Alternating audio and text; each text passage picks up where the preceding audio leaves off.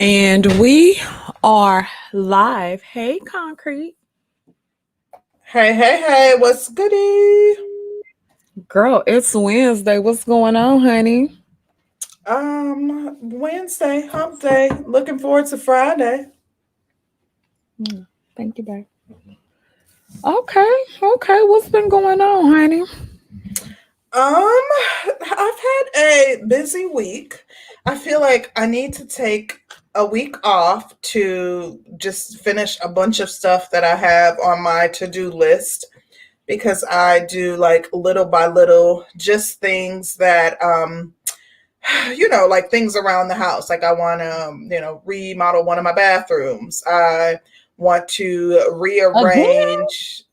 Well, I haven't redone any of my bathrooms. It was my kitchen that I did. Oh, So like girl, my I don't know. I upstairs. got to watch you, honey. I got to watch you. No, You're a try. You're a try, honey. no. My upstairs No. bathroom, I want to remodel it. So I purchased like the stuff to paint it and all that because my fiance said if I want to do it, if I want it remodeled, I have to do it because he's fine with it like that. So it's a little project. Just how you have just a running to-do list and you do like a little bit here and a little bit there. I just want to take like a week and get it all knocked out is what I'm considering doing, but we'll see. But how has your week been? Busy. Very Mhm. busy. I'm always tired now. There's never a lack of anything to do. Um, so Listen, that's married those life, sis. yeah, I see, child. Hmm. Those days to where I wasn't doing anything, kind of rolling around the house, chilling. Hmm. Yeah, That's those over days with. are over. Mr. expects about 2, 3 meals a day. He wants them home cooked. Hmm.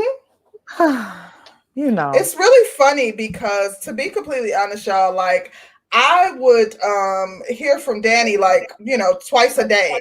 Like now I might hear from her twice a week. And it's like a very brief conversation. And we would sit on the phone and talk for like 2, 3 hours. And she'd be like, you always busy, you always busy. Now she is always busy. Like literally. And like she would feel some type of way if I ain't answer the phone or text her like, let me call you right back. But now she's always busy and she see what it's like. So yeah, I ain't I'm kind of Girl, at you right now.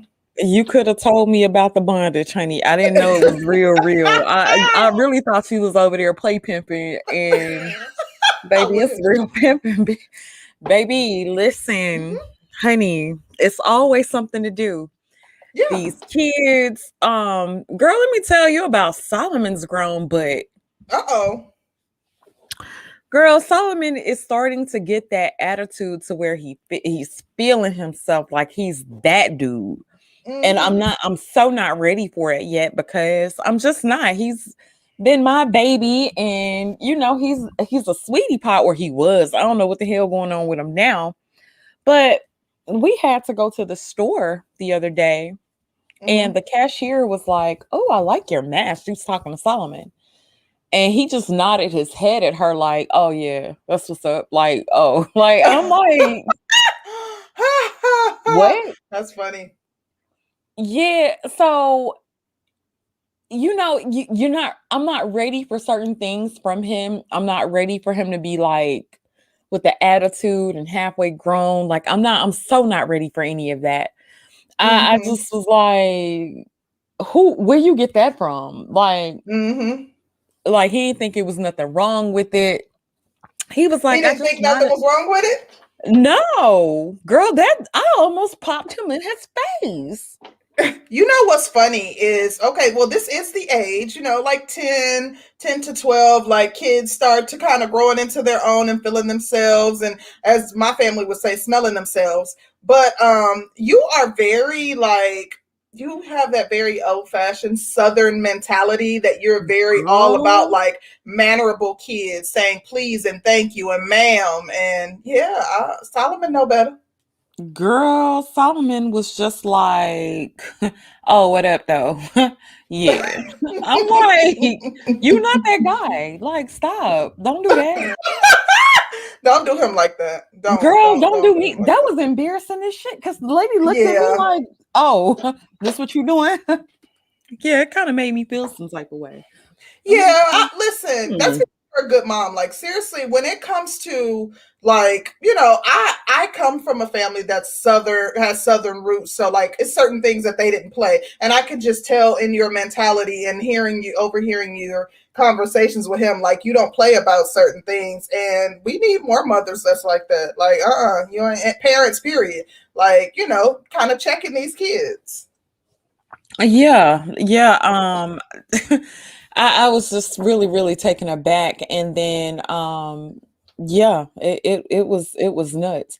Wait till he hits 13 and it be Mm. aptitude and back talk every man. Y'all gonna get Solomon head knocked between a washer and a dryer. Like, bruh, I said, don't get timed out. I'm not that old. I'm seasoned. That's what you Yeah. mean. Yeah, so yeah, but it threw me all the way off. Like, hold up, bro. Hmm. What this what we gonna do? This how you feel. So other than that, what has been going on in the news, honey? Child, what's been going on in the news? I know most recently, did you watch the versus battle? No. Is that what it was? Yeah, it was a versus battle between Fat Joe and Ja Rule. Yeah, girl. I don't know why Fat Joe would be on anybody's versus battle. I don't feel like Fat Joe had enough hits. I feel like what's his name? Ja Rule had hits. And so I Mhm. would have been there for Ja Rule and Ashanti. Oh girl, wait a minute, wait a minute, wait a minute. Did you see Nelly running over to Ashanti like where my hug at? Yeah. I saw that. Oh my gosh, it reminded me of being in the lunch line. You know how you know how the dudes just to come up like, I can't get no hug. Look, he Yes, was girl. waiting on that. Oh my gosh. Yeah, I saw that. I peeped it. I saw the people playing posting the clip of it. Yes, girl. Like where my hug at? Now Ashanti had wore that dress the other week, and Hmm. baby, she killed, murdered. She ate, and Hmm. Nelly had broke up with that crazy girl, whatever her name is. She Miss out the picture. Jackson. Girl, Miss who? The way he Miss was running over there, Ashanti was like, Ashanti should have gave him like, oh, what's up? She should have gave him the nod Solomon gave that woman at the store. That's what she should have did. Like, oh, what's up? How you doing? Whatever. You know what? I don't know why, but you're borging a little bit, and it's probably me. I'm turning around so that I'm sitting directly in front of my computer. But I thought that that was kind of interesting. I brought it up because I saw people. Well, I didn't watch the verses, but I saw people reposting how Fat Joe disrespected Lil Mo and the other girl that sings on the "Where Would I Be" soundtrack, Vita, I think is her Vita. name. Yeah. Yeah, by calling them crackheads and saying he had to get them out the crack house, talking about how they didn't look like it looked like he wasn't feeding them and all kind of stuff. You know what? I've never liked Fat Joe, and Hmm. I thought he was um ridiculously cocky. Hmm. Um, yeah, I've never been a fan, like ever. And so I didn't expect anything less from him. Yeah, that's pretty much what I expected him to do. He's trashy at Hmm. best. Yeah. Well, I can't disagree. I've never been a super, Fat Joe fan like that either. I know he's already issued an apology like they always do, but yeah, that was like super disrespectful and uncalled for. But it is what it is. I did have something else I wanted to mention, child. I don't know if you've heard, but I saw a headline saying that Chloe Bailey is supposed to be linked to Future, child. Girl, you know what they say about the meal with all them cheering, honey. Like little sweet Chloe. Girl, little sweet Chloe like some. Never mind, child. Listen, he Um, is going to ruin that girl's life. Like, I pray that it's just a rumor. ruin it. How about ruin it by giving her some? Never mind, child. And Go by ahead. dropping off a baby. What you mean? Like, come on. We know what Future do. If Beyonce is Chloe's mentor, Beyonce never got caught up. Beyonce had that birth control on tight, on lock. Listen. I'm positive that they gave Chloe this. They got Chloe under the same thing. Like, look, sis. You already know how he get down, sis. But you don't think that could ruin her reputation? Like, her even being linked to him and being, like, you know, coupled with him, like that would change her image. You know what?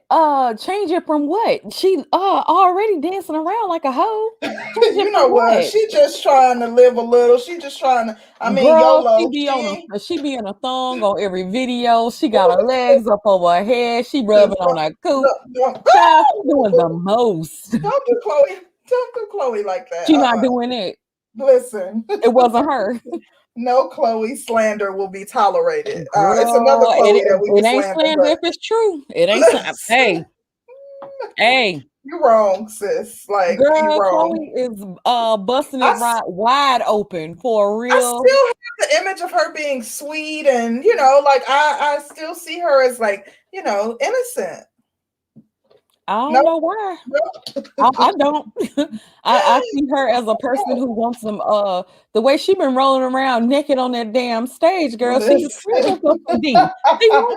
Look, but she don't need Future. Like, I seriously, and I believe Future is a Scorpio. Girl. Listen, I think he will ruin this girl's life. She will have mental breakdowns, be chasing him around, slashing tires. Like, she needs to stay away from Scorpios, specifically Future. Like, he is the king of F-boys. Like, no. Don't do my son. Don't do my son. Listen, I'm telling you, like, sis, anybody out there who is, you know, a young girl that's getting into dating, when he tell you his sign is Scorpio, run the other way. That's all I'm saying. I'm saying, like, she know what she doing. I hope the way she been rolling around and dancing all girl, she know what she doing. She know what she putting out there. She summoned for that. She put like a H in the sky, like, oh, come get. She put an F in the sky for Future, honey. Chloe know what she doing. I'm the least worried. I think she gonna go get it. She gonna jump off of it and be on to the next. But then let me ask you a question. Do you think men that you've previously dated, does that matter to other men, or should it matter to other men? So I think that it depends upon the man. I think that a lot of men, if they don't know, then they're good with it. Other guys, they're heavily influenced by their circle. So if they don't know, but guys in their circle know that you've been passed around, then it matters to them. In addition, I think, like, knowing you've been attached to somebody who has a horrible track record could be viewed as a sign of character for you, that you make poor choices with your vagina. So I think some men do care. I do think some men care. I think that the type of men that she may want, are probably not going to give a damn. I think that they're going to absolutely go. I think that Future probably kind of puts women on the map, so to speak. Like, you know, I dated Future, and what I've noticed about men, especially men within that industry, they all want a turn. Like, everybody, if a guy they share alike. Ooh, yes. Yeah. And you got to think about the hard court press that Future probably puts on a woman. Future probably pulls out all the stops, so he's probably hard to resist, especially for a young girl. If you don't shut him down right off, he'll probably get it. Yeah, I'm sure. Listen, I already know he a Scorpio. He a whole Scorpio. I know he's charming. I know he's saying all the things to get the women, you know, going. But I think that if you want a wholesome guy, like look at Sierra. It's been 8 years she hasn't lived down the fact that she dealt with Future. Like I mean, it depends. You If know you want what? a She would wholesome have been man, cool. She would have been cool had she is not she got with a baby man mom? as good as Russell Wilson. Nobody would have Oh, had anything to say about it. But being that she got with beloved Russell Wilson, white woman chasing Russell Wilson, you know these men couldn't handle it, honey. They was up in arms, honey. She But didn't that's the deserve thing. him. Like Chloe may be having her fun girl time, but who knows? Like if she might want to settle down with someone wholesome. So if that is the case, then her past will have an effect on that. It'll at least have an effect on how she's viewed. I doubt. Even Man, when listen. it comes down to wholesome men, good, bad men, they all want. Oh, oh, oh, girl. Sorry about that. Sorry about that. No, you good. Wholesome men, good men. I think they all want to have sex with the same women. I Yes, don't but do think they it want to matters. wife them though? That's a different, like that's the difference, whether or not they want to wife them. Because nobody could have told me 8 years ago that Sierra would still be, that people would still be talking about the fact that she dated Future. Every chance they get, oh well, she dated Future. Oh well, she liked F boys. Oh well, they look for chances to point out the fact that she was linked to Future. And look at Well, Lauren London. but I this think is the people viewed thing. her differently too after dealing with Lil Wayne. But think of it like this. Okay. So you have Sierra as an example of a woman that got married in modern times, but we don't see them marrying good girls at a high rate either. We probably see them marrying more thoughts, quote unquote, than good girls. So when you see guys out here that's got a little something going on for themselves, they're trying to turn every girl into a fun girl and everybody smashing everybody. The girls don't really see an incentive to be a good girl when all the bad girls seem to get everything that they want. So chicks ain't really doing it like that. Well, I would encourage any young girl that is listening to the sound of my voice that be wary, because I think your reputation and who you attach yourself to can impact your ability to marry who you want. Yeah, there are a lot of guys who don't care, but how do you know that the man of your dreams won't care? So I would If caution he the women. man of your dreams, he ain't gonna care, child. Go ahead, concrete. No, that don't. No, I disagree with that. Like what I mean by the man of your dreams, meaning like he has everything, that he checks every box on your list.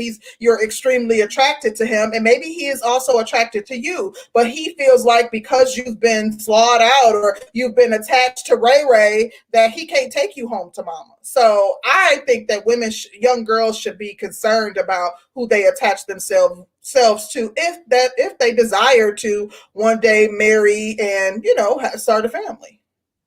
Name a good girl. How about Yara Shahadi? Yara Shahidi. Mm-hmm. Yara Shahidi, that's her. Yeah. Mm-hmm. She's a good girl. She hasn't been in a whole lot of scandal. True. What's that Keke Palmer? Keke hasn't been.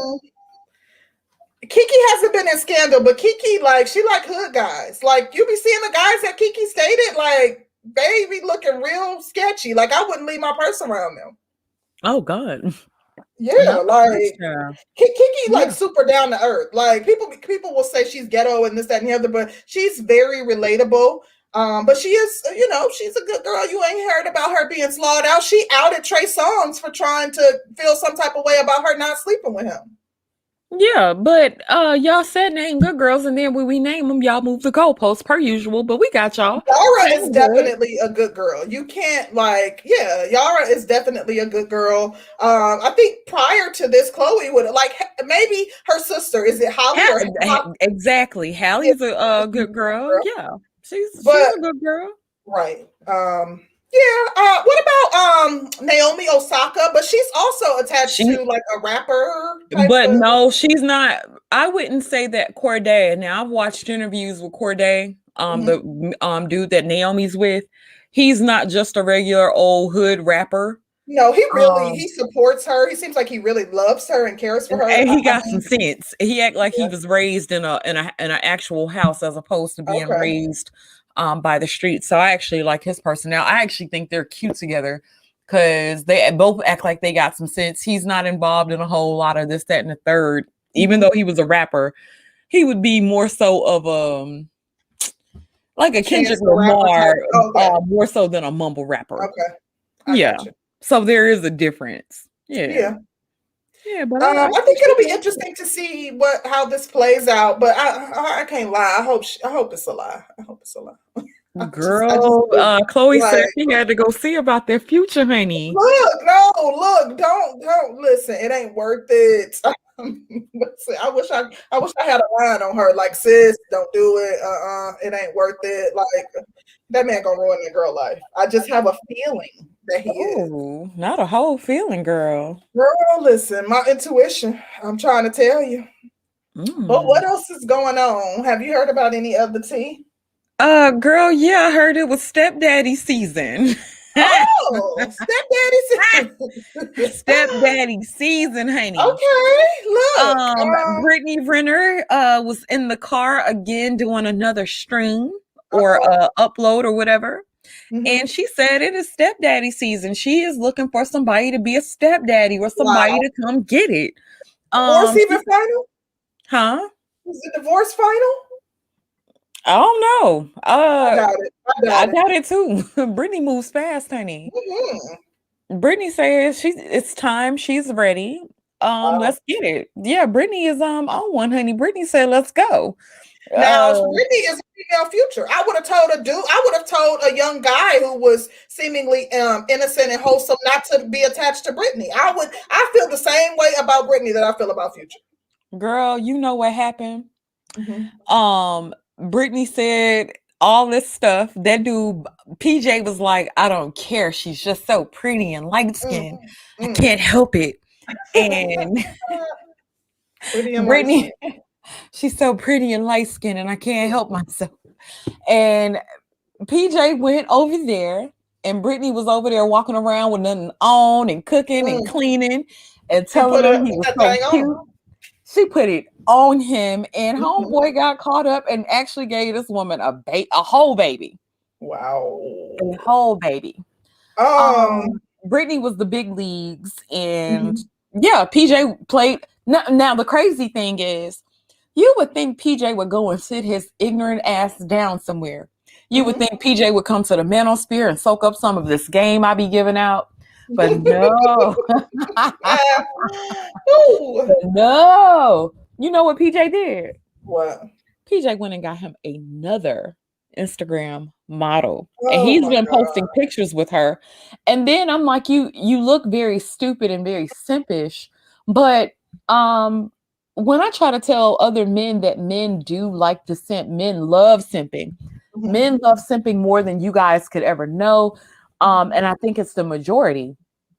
PJ didn't have his daddy in his life or something. Like, something is amiss. Like, he didn't have to have a daddy. If you go pro in professional basketball, they really, really sit you down and forewarn you about all the chicks that's coming after your money.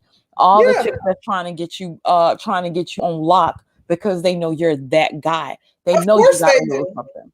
But you still need a daddy in your life. Like, young boys who don't have a daddy, you already 19, 20. Your mindset has already been shaped by that point. So having someone to impress upon you at a young age the true nature of women is important. Them people can say that, but for a lot of men, especially if you kind of green, you gonna go if a pro hits you up. Shout out to Pablo. Pablo said he has a 2-parent family, but he's still young.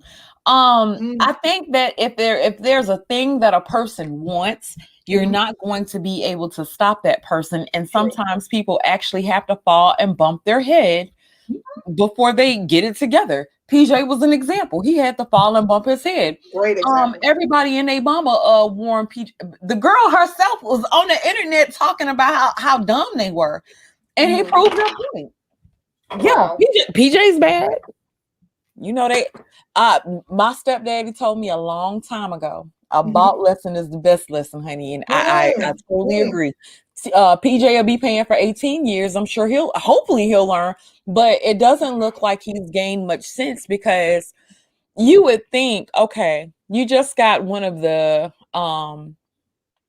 wildest Instagram models pregnant. Like Mm-hmm. you got her pregnant. You would think Married her and got PJ her would pregnant. really go and sit down, but PJ was like, "Where the next one? On to the next one. Let me post her up so I can show her off and let Brittany know that I've moved on." And Brittany didn't care. Brittany didn't care in the first place. Next. Tender D. Definitely. All of Baby. that. Yeah. Wow. Yeah. I don't even know what to say What about do that. y'all think I would of be divestors wishing them hoes is sick? They sick, absolutely, really absolutely, sick, clearly absolutely psychotic. ridiculous.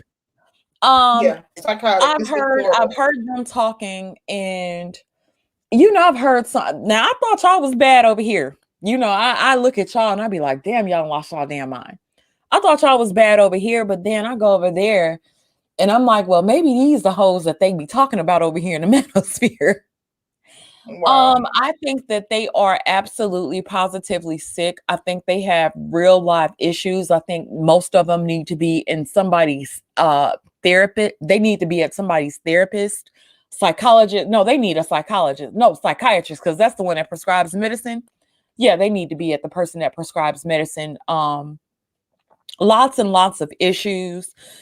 If you're wishing death on total strangers, if you're thinking that every black man that you come across is a bad person or they're fucked up in some way, you really, really, really have issues. And then even if they come and they say, well, you know, not all men, I've heard them hoes say all of them bad. And They it's talking about they daddy amazing. too, though. You talking about Yeah, their daddy? all when they say they all of them. And Wow. not to say that you know, I can't sit here and say that I've never experienced trauma or anything, but I've experienced trauma at the hands of both black men and black women. So, you know, when I talk about it, I can talk about both sides because I've seen it. But to say everybody is this type of way and then not even acknowledge the women that do fucked up shit, or how did these men get to a certain point? You know, it's fucked up when you start to think about the cycles that black people have put themselves through. If you talk to most men will tell you that they've lost their virginities to an older chick, an older black woman at that. If you're talking to a black man, it's usually an older black woman that took their virginity. But there's no acknowledgement of that. There's no acknowledgement of anything that black women do on their side. Now, I think there's more accountability held on this side, but I think that the ladies over there are absolutely full of shit and absolutely psychotic and crazy. It's ridiculous, and I think they really need some help. I really do. I agree. You ready to get off into it? Girl, let's go. First of all, you still pro-black. You still Am I still claiming it. pro-black? You still Yeah. claiming it. Yes. No, I'm conscious. Yes, absolutely. Will be till the day I die. Okay. Ain't nothing changing about that. Absolutely. Okay. I do think that we should talk about what consciousness is, because I hear a lot of ideals perpetuated regarding what consciousness is, but it really ties into what consciousness is not. We are, of course, talking about, is the Black conscious community going up in smoke? So first off, when we talk about consciousness, or me personally being a conscious woman, I know that there are a myriad of schools of thoughts that tie into consciousness. People that essentially have training or knowledge or beliefs that like span the gamut. But to me, when I talk about consciousness, I'm talking about your mind state. I'm talking about awareness of self. I'm talking about, loving and fighting for people who look like you, elevating people who look like you, sharing knowledge and sharing knowledge, information, and opportunities with people who look like you in an effort to elevate those people, but also holding Black people accountable. So, also understanding that not all Black people share the same mindset, that not all Black people are forward thinking, that not all Black people want, accept, and desire consciousness, that not all Black people are can be saved. So I often hear, schools of thought in this space. When people talk about consciousness, they will joke and roast and want to think that, or pretend as though consciousness is a school of thought where any ignorance is accepted and or any ignorance is forgiven if it's an act or deed that is committed by a Black person.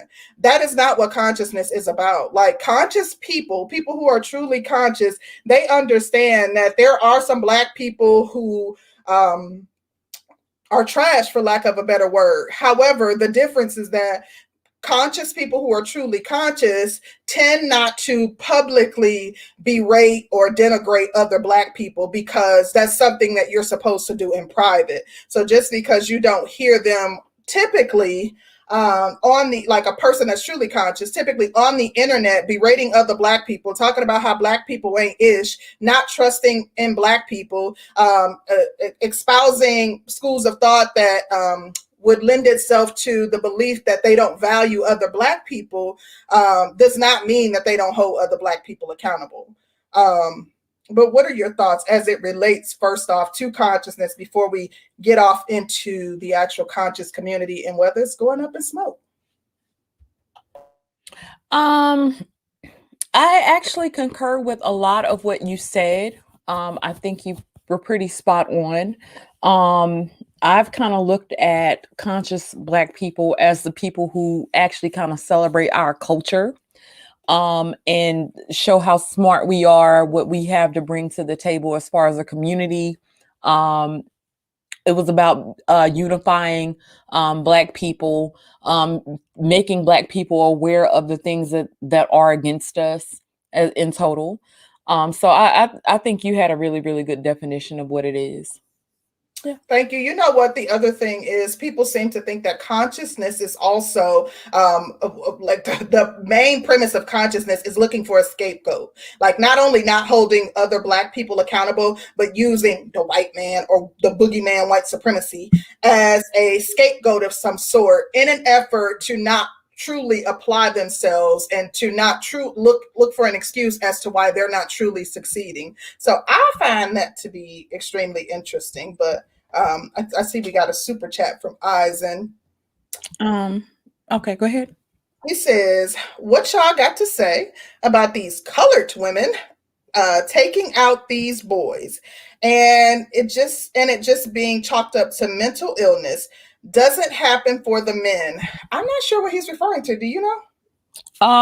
I've seen a couple of cases where men have murdered women or their children, and people will try to say that it is a mental illness. Mm-hmm. It absolutely does not happen for the men.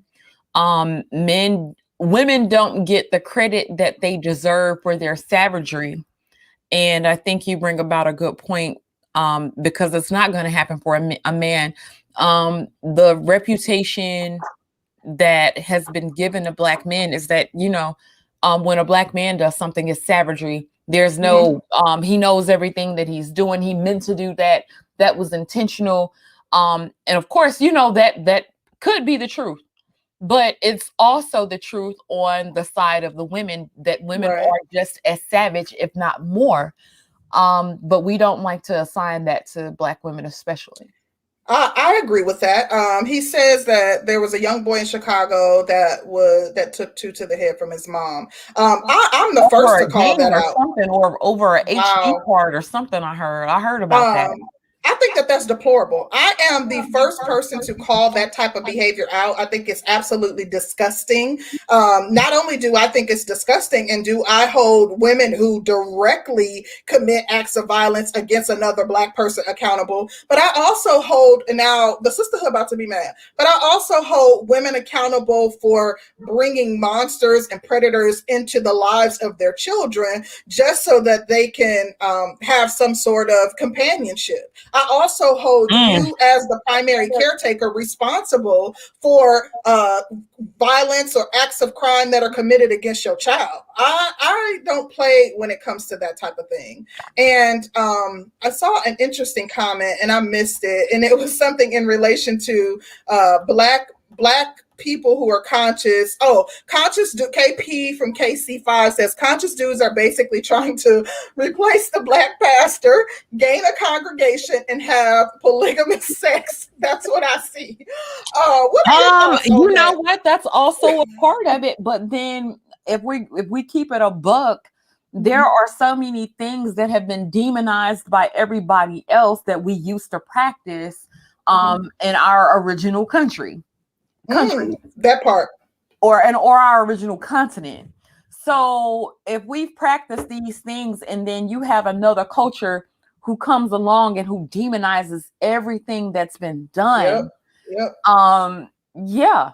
And we're in there and we're on their continent. And so we follow behind what they we assimilate into their culture, and we will essentially, we not only do we assimilate into their culture, we will shun anything that closely resembles what we come from. But as it relates to KP's comment, conscious men, I don't like, not all conscious men are upheld as leaders. The conscious men that we know, especially those that have some sort of online presence that are quote unquote leaders, have been deemed leaders just by sheer popularity. There are a myriad of conscious men who you will never hear about, who do acts within the community, who elevate other Black people that you will never hear about. A lot of conscious people don't believe that we as Black people need to be led. So the people, the polights, the umars, the people who you see propped up, they literally gain the title of leader just out of sheer popularity. In addition, there are conscious people who believe in just monogamy. Not all conscious people even subscribe to the mindset of polygamy or polyamory. They all have different schools of thought. So that is one facet of consciousness, and I think the one that we hear talked about the most. But different people have different schools of thoughts within the conscious community. Okay, so with those guys becoming leaders by sheer popularity, do you think Black people actually need a leader? Or we've talked about this subject before, but I do want to hear your opinions again on, do you think we need a leader? Do you think we need to be led by somebody? I don't think that Black people need a leader per se. Personally, if I had it my way, I think that there would be a rotating council of people who make decisions for the Black community, and you have a small time frame in which you serve. Literally a council of constituents that rotate out every 12 or 24 months. And, it's literally just kind of they represent the people and they vote on issues and make decisions, but we don't need a sole leader. I think that people get power hungry. I think that when there is a leader, there are too many different people who would be trying to take that person out or find fault in what they do or look for something wrong, or there would be more temptation if there is someone that's called to lead. Like, Malcolm and Martin both faced temptation. Martin Luther King faced a lot of temptation. There were constantly women that were, and there are some beliefs that he fell victim to some of the temptation that he faced. So having someone who is called to be or said to be the leader, I think that makes that person a target for too many different things. So I don't think the Black community needs a quote unquote leader. What about you? What do you think? I do think we need a leader. We have been conditioned to look for a savior, somebody to be over the tribe. And we've had tribes before. We've had people over tribes before. I do think we need those type of things. And then those people, maybe not to lead everybody, but we do need people over tribes. I think it was better to a certain degree. I feel like When you have so many different people with so many different ideals, Mm-hmm. it seems like a lot of things get confusing. A lot of things get lost in translation. You do have a lot of greed and corruption. Um, I think when you have somebody who's had the best intentions, or somebody who's really tried, um, yeah, I think that would be actually good for us. I think we've Mm-hmm. had that at one point, but I think most of our people are taken down by corruption. Um, I and agree. that, when we talk about leadership and we talk about leaders, I think that most people in leadership positions have had to deal with some type of corruption. Um, Absolutely. so I don't think that we're a special case. Mm-hmm. As it pertains to us, I don't think they make it a bigger deal when it's us versus when it's somebody else. But I think everybody's had to deal with corruption at some point. Yeah, you won't find a political leader who has not had some sort of corruption tied to them. The thing, Obama included. The thing is, I don't think that we need to be led. I think you're right in the point that Black people want to, like, deep down, we desire that type of leadership. But I think that getting Black people on one accord and to follow someone is essentially moving backwards, and it would never happen. I think that Black people are bright enough to lead themselves, but I do think that some sort of council that would make decisions for the group would be imperative.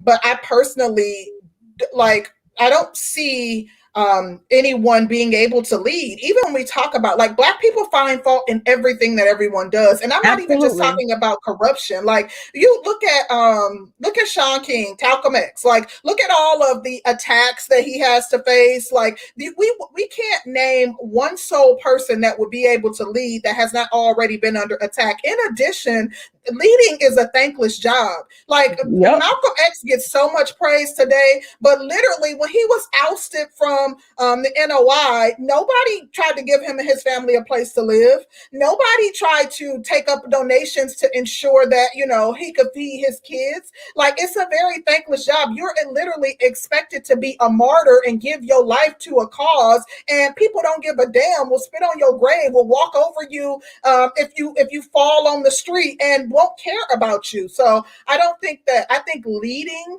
in and of itself, like, me personally, I think that my fiance is great at leading.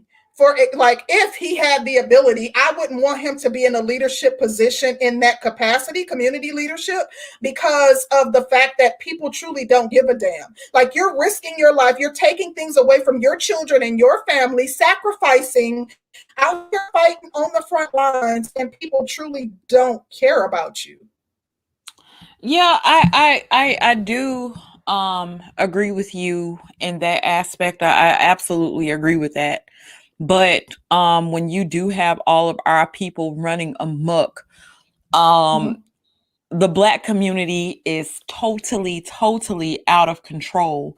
Like, it's a muck, and nobody to rein it in, nobody to really sit us down and talk to us as a people. There's no unity amongst our people. I Every agree. time it does seem like there's a bit of hope, then it's a task to take him down. It's a task to make sure he doesn't succeed. And Right.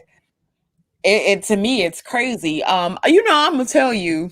Mm-hmm. Um, so Umar, Umar Mm-hmm. Johnson used to come to Mississippi quite a bit, Mm-hmm. and I had an old classmate who put me on to him. Shout out to Carlos. Carlos, if you out there, Carlos put me on Umar. He said you really should go listen to this guy. And I'm like, here. I would consider myself. Would I consider myself? I would consider myself pro-black because I really do want Black people to succeed and win. I would consider myself pro-black.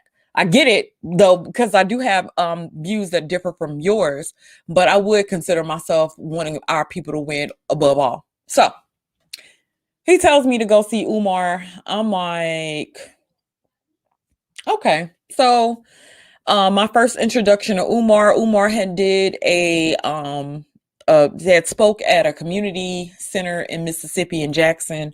Really, really powerful speech. Very, very powerful presence.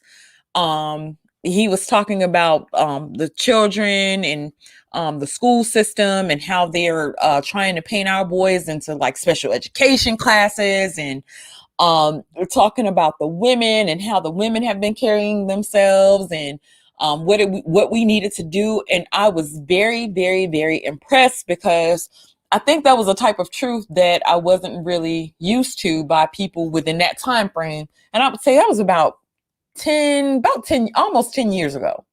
So I was like, wow, I was really wowed by him. And I was like, okay, this is pretty interesting. This guy, maybe not 10 years ago, maybe about 6, 7 years ago. But I was like, this is pretty interesting. And I was like, wow, like we need somebody like this to help lead us into the right direction.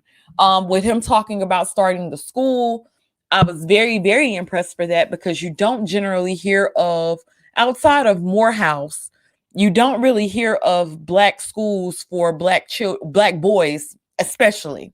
And so, or private schools or charter schools for Black children, all Black children, you don't generally hear that. And then the curriculum he was talking about, teaching them agriculture and teaching them artistry, and teaching women or girls home economics and stuff like that. Them not wearing weaves, and the boys pulling their pants up on their asses. It was a lot of stuff that he was saying, and I was like, this is what we need. We need to get back to a certain type of class about ourselves as a community. And so I was all for it. Listen, I was all for it. He had, they were selling books, and he was asking for donations. Then, of course, I'm like, okay, you talk a good game, but let me see what you do. And I said, like, if he had started his school, I would have donated to his school had the school been up and running. But me knowing how, and this is fucked up, I know this is fucked up, but me knowing how Black people move, I have to see stuff. I actually have to have a product before I can get behind it. And then, of course, it came like, let's build a school. Let's build a school. I'm taking donations. Nothing ever came about, or monies was steadily given. And there wasn't enough transparency for me. There were people who were trying to help him out that was trying to help him out for free. He wasn't going. And when you saw that, then the conscious stripper came out. And they had a scandal, and he was trying to say, he was telling everybody to be celibate. It's best that you be celibate, wait to have sex, this, that, and the third. And then for him to lie and deal with this conscious stripper thing, I really felt some type of way about it. And so then, there have been others where it's been constantly riddled by scandals. So I don't know. But I was really, really on board with Umar. And yeah, I thought that ended kind of bad. Well, there are charter schools that are designed. Well, there are charter schools, especially in the Midwest. There are a few that I know of within the Midwest. Some very prominent ones in the city of Chicago that have like 99% college graduation rate. So they do a lot of college prep, send the kids to school, try to get them scholarships, and then they have like a 99% college graduation rate after they complete their programming within the charter school. So I think that what Umar was trying to do, it was on too grand a scale. I think that Umar might have had good intentions. I've listened to Umar for years, and I think that he is a prolific speaker. I think that he has, good ideas, but having good ideas and seeing them to fruition are two completely different things. I think that he was thinking on too grand a scale. And when people started to say, maybe you should scale back, his ego would not allow him to even consider that. So here we are, literally dang near 10 years later, and there's no school. I just think that, his ideas were too grand for, what he was trying to do. I think that he didn't have a realistic budget. He started up the collections. Then once he got the set amount of money, he said, oh, well, I'm going to need more. I need to do more collections because I need repairs. I need this. I need that. The people will start to question your motives if you don't give them something concrete to look at when you're coming back and asking for more money. So yeah, he did the school tour and this, that, and the other. But when people were asking for an accounting of where the money was going, he was refusing to give that. And I just think that his ideas were far too grand, and he could have started out on a smaller scale and then expanded. Yeah, because even if you had went to any of his speaking engagements, oh, I'm gonna put your name on the list. Yeah, We of have course. this phone call that we Donor, the gold donor list, the silver donor list. Yeah. Yeah. And so, like I said, I have to see a product and then I'll contribute. But you know, I think the Black community, when you see people like Creflo Dollar, and the churches started off at a certain position and then they are getting private jets and big mansions and stuff like that. And you know, they're trying to teach us not to look down on that or not to look at that like that's a crazy thing. But when you start to see things like that, you get weary of what people are actually doing with the money as opposed to helping the community. So I thought that was interesting too. Shout out to Michael Meechrook. He said the likes are free. That part, Michael. Hit that like button. But I did want to say, since you brought up the church, like, it's interesting because I know the first question you asked me is if I'm still conscious. So, like, you know, Christians, there have been so many scandals attached to, you know, Christian pastors and preachers. Look at Eddie Long. And, you know, people don't typically think that they are no longer going to subscribe to Christianity because there was a scandal within the Christian community. But I did want to also highlight the fact that, like, as a black people, we have always given to the church. That's where that was kind of our house of refuge. That's where we would go and, you know, ask God to bless us. And that's where we would fellowship. But the Christianity, like, pastors have never been tied to the conscious community.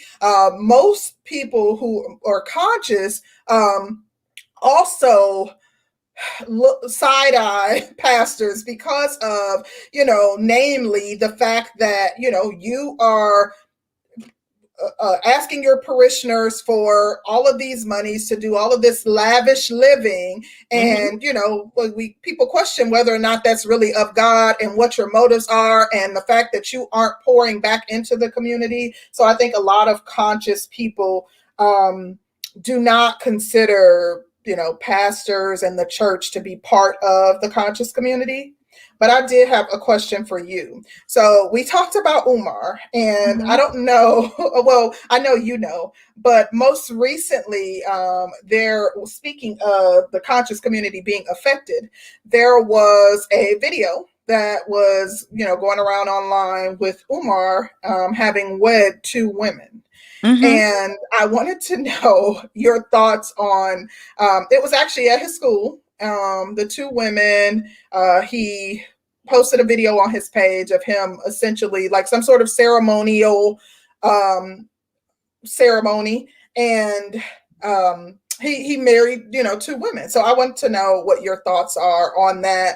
And if you think that Umar plays a part in the current state of the conscious community and how it's being observed by outsiders.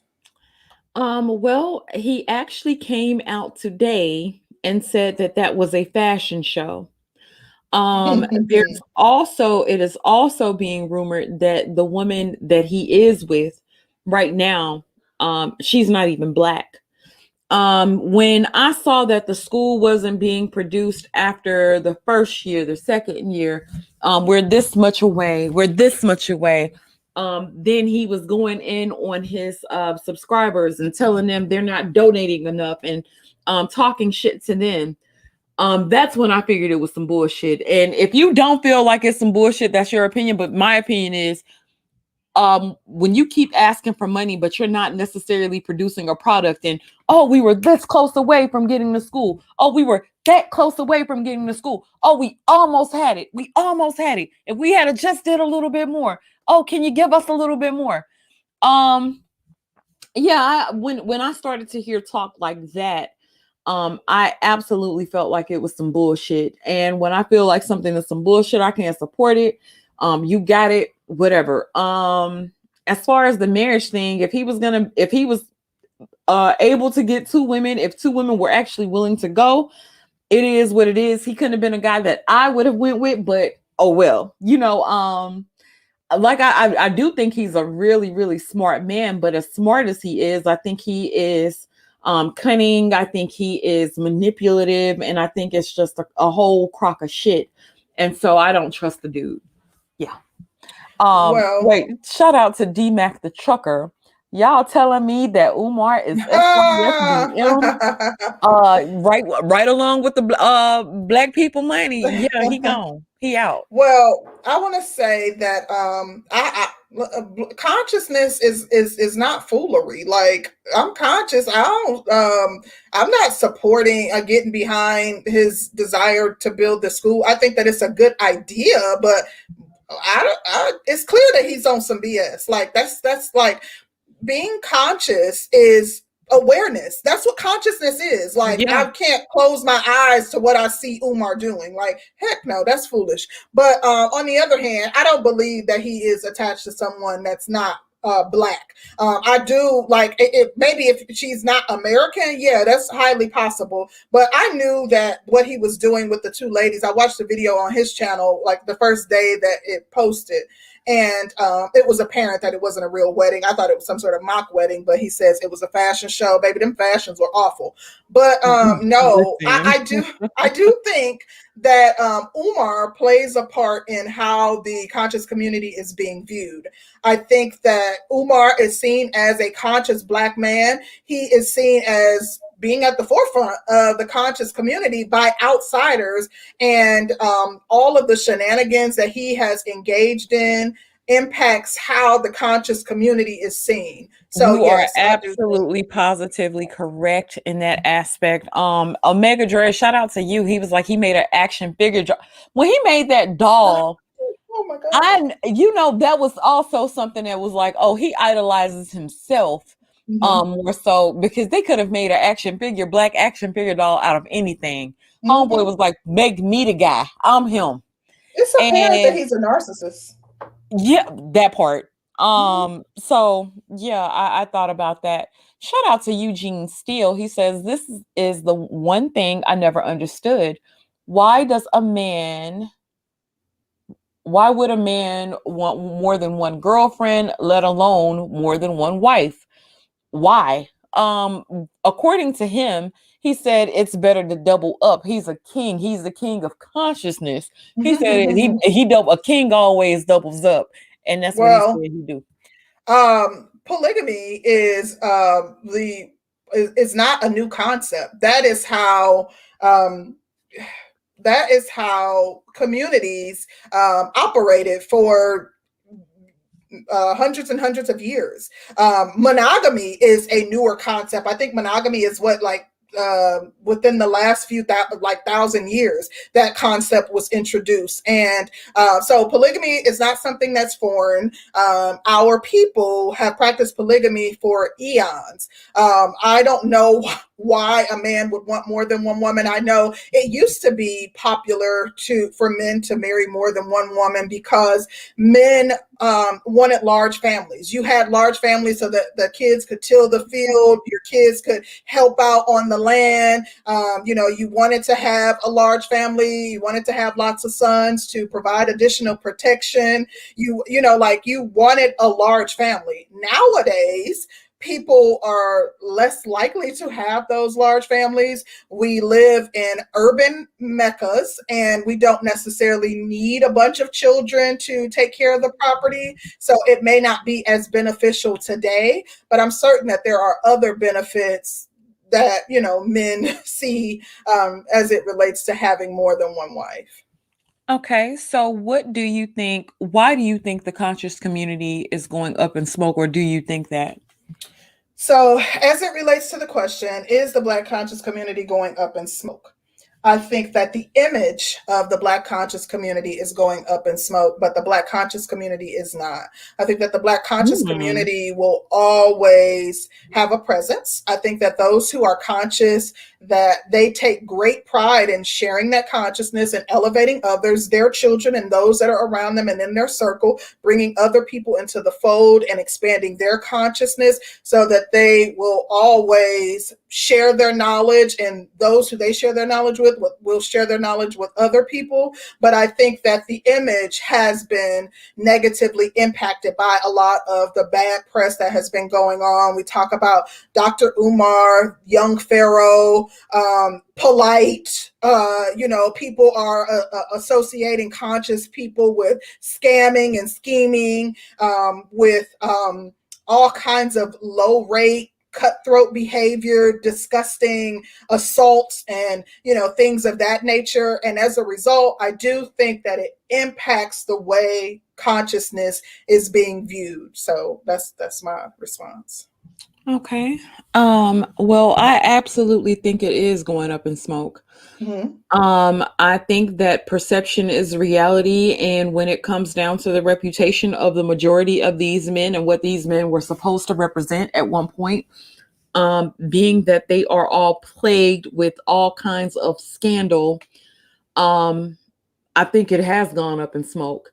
When you've had pro-blacks like blackity black, starting to say F black men, I think that says something. I think when you've had a man who was hella pro-black, now being accused of rape and was hit with 5 felonies today, I think that says something. When you have a man who was supposed to be running a whole school or trying to get a school together, I think that says something.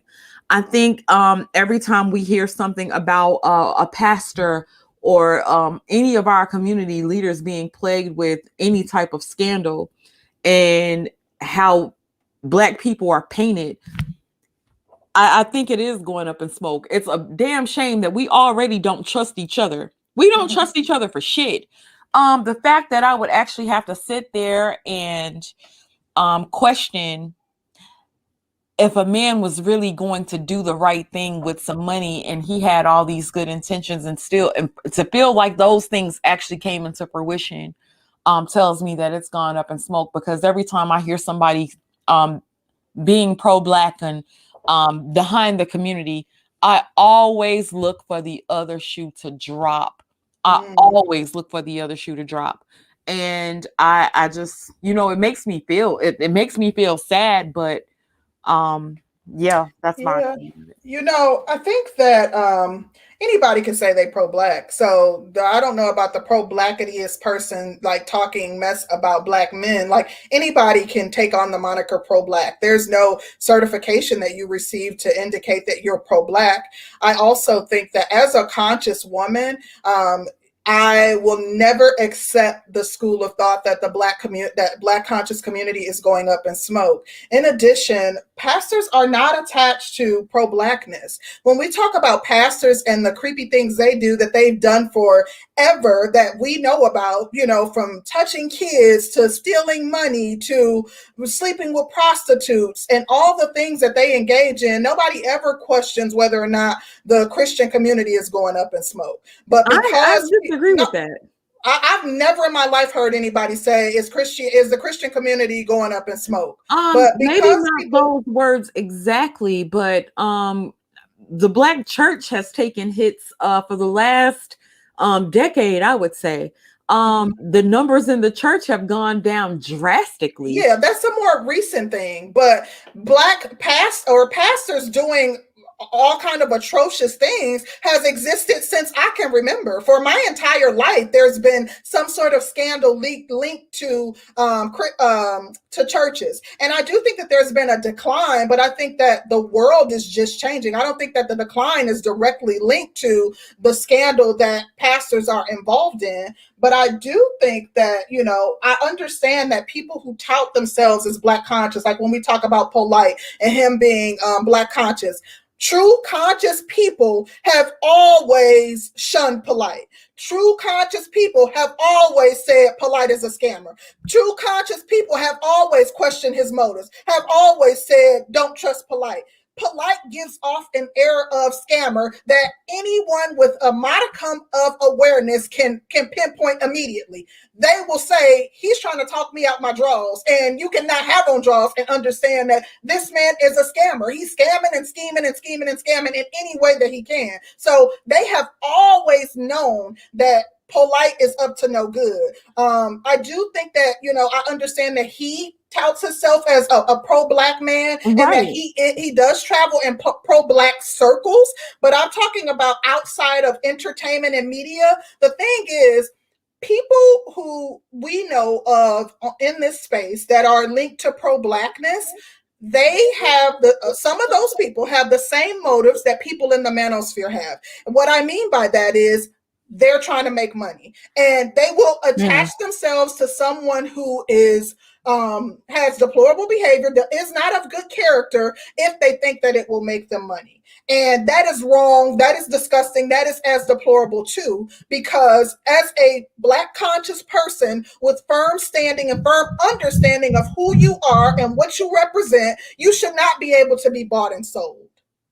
I agree with a lot of what you said, but then we have to come to terms as to what's being represented and what's the face of the conscious community. When you have brothers like Saneter, Umar, Polight, these, when you talk about pro-black, or if you mention pro-black, or if you ask people within our community, these are some of the most recognizable faces. And then for these guys to have all the shit that they have attached to them, people will associate them with pro-black and say that they are the leaders of the pro-black movement because they're of the popularity. So I do understand what you mean by the people that's actually within the community don't trust them and never have. I totally get that part, but the perception is these men are the leaders of the pro-black community. Shout out to Dane. He says, I have a question. Have any female conscious women went up in smoke? I guess you could consider what's her name who planned the retreat in Arizona? She was conscious. What's her name? Light skin, pretty hair. Zazaali. Zaza something. Yeah, that was her name, right? I think it was Zazaali. Well, Zaza was conscious, so her name was attached to scandal. So yeah. The interesting thing is that we or people on the outside see those people that you just named as leaders in the conscious community. To be completely transparent, I came into consciousness, my journey started probably about 8 years ago, and it was a slow process in the beginning. My journey started to excel once I partnered with my fiance. He has been pro-black revolutionary since he was 11 years old. Who the public sees as leaders within the pro-black community are not even like the main contributors to consciousness. The people that he if he's downstairs, but if he was here and he, dropped names, like it would be people that you wouldn't even necessarily know of. Right. However, people within the pro-black community, and if you even watch Saneter, you'll hear names mentioned of people who have strong standing within the Black conscious community. Okay. Shout out to Eugene Steele. He says, is it just me, or are certain members of the conscious community have become non-authentic lately? That's a good point. But you know what? Just like consciousness, because someone said something about people in the conscious community being pimps. But just like consciousness, absolutely. Those are some of the forerunners of Black consciousness that have contributed greatly to consciousness. But just like anything that is any movement that's growing, scammers will attach themselves to Black consciousness because they know they can play on the minds of Black people. Schemers will be like, oh, I am a fantastic. I have a fantastic memory. I can read up on consciousness and memorize it and start, speaking to the people and making money off of that. Just like scammers and schemers will create a church and start leading God's people and lead them down the wrong path. Scammers and schemers will be attached to and attracted to any way that they feel like they can profit. So that's no different. It's not that these are people that were Black conscious and had pure intentions in the beginning, and now they went wayward. They were wayward when they started claiming Black consciousness. Shout out to Michael Meetroke again. He says, hit the like button. Yes, everybody hit that like button. We are getting ready to drop the link. So if you want to come on up and let us know. Has the conscious community gone up in smoke? We want to talk about it. Yes. I do think, especially with like the latest scandal and the things that are attached to Polight, the allegations that are attached to Polight that have been all over the internet, which has also resulted in infighting amongst people that are pro-Black, because people are saying, you co-signed this guy, you attached yourself to this guy, you were somehow affiliated with this guy, and he's a monster. It's coming out that he's out here doing demonic, disgusting things to children. And as a result, the pro-Black community has been beefing like crazy over the past few weeks. But I think that this is a hard hit. And although I know and I understand that, he is just a slimy person, and that people that have true consciousness were able to detect that a long time ago. I do think that he is publicly, he would be affiliated with Black consciousness. And as a result, that is something that is going to be tough for the Black conscious community to overcome as it relates to their public image. Yeah. What do you think would be a good vetting process if Black people were to select not, or maybe people for a council? What do you think would be a good vetting process, or what would be your requirements for that? To be completely honest, I think that's a good question. I'm glad you asked that. I think that first and foremost, as Black people, we have to understand that nobody is perfect. That's why, having a leader, someone to lead the community, I'm against, because as Black people, we feel like there has to be someone that is perfect. God, none of us are perfect beings. We are all trying to get it right. Each and every day is a new opportunity to try to be better than we were the day prior. So, but I think that as far as requirements, I think that I would want it to be someone, to be completely honest, who's fair and impartial, someone who can think objectively, someone who has the best interest of the community in mind. I would not focus so heavily on, aside from, someone who's murdered someone and or committed crimes against children. Like, if you have a record because you were stopped with a bag of weed, like, to me, that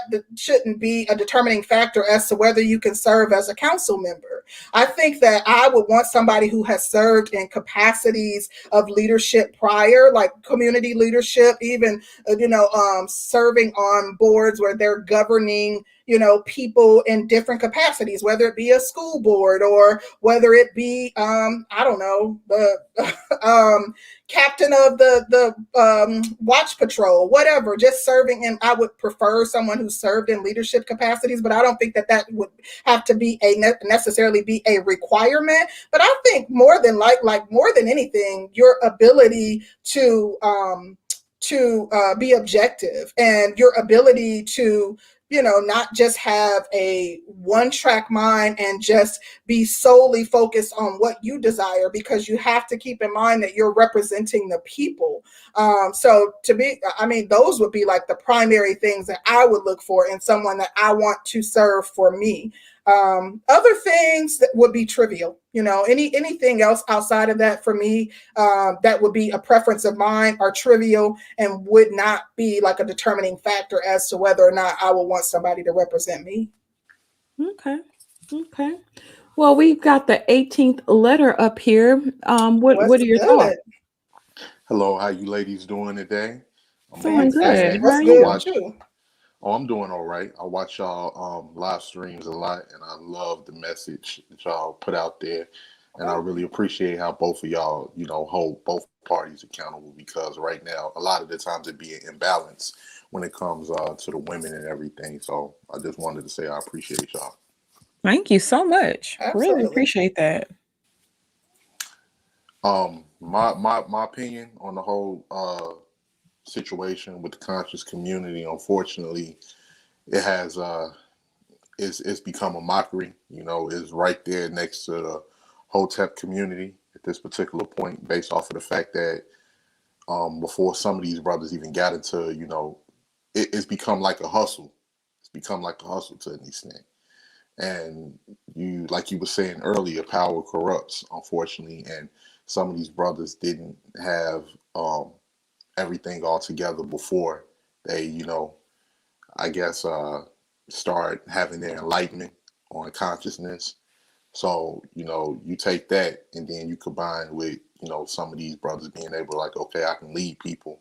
And then them, leading people with their words turns into manipulation. And then once they start manipulating, then it becomes more about the money and, being able to sway people's thoughts in a certain direction to be able to give them more money, and it ends up not even being about consciousness anymore. And then before you know it, they look into this person's character, or this person has some type of dirt on them, and then it makes the whole community look bad.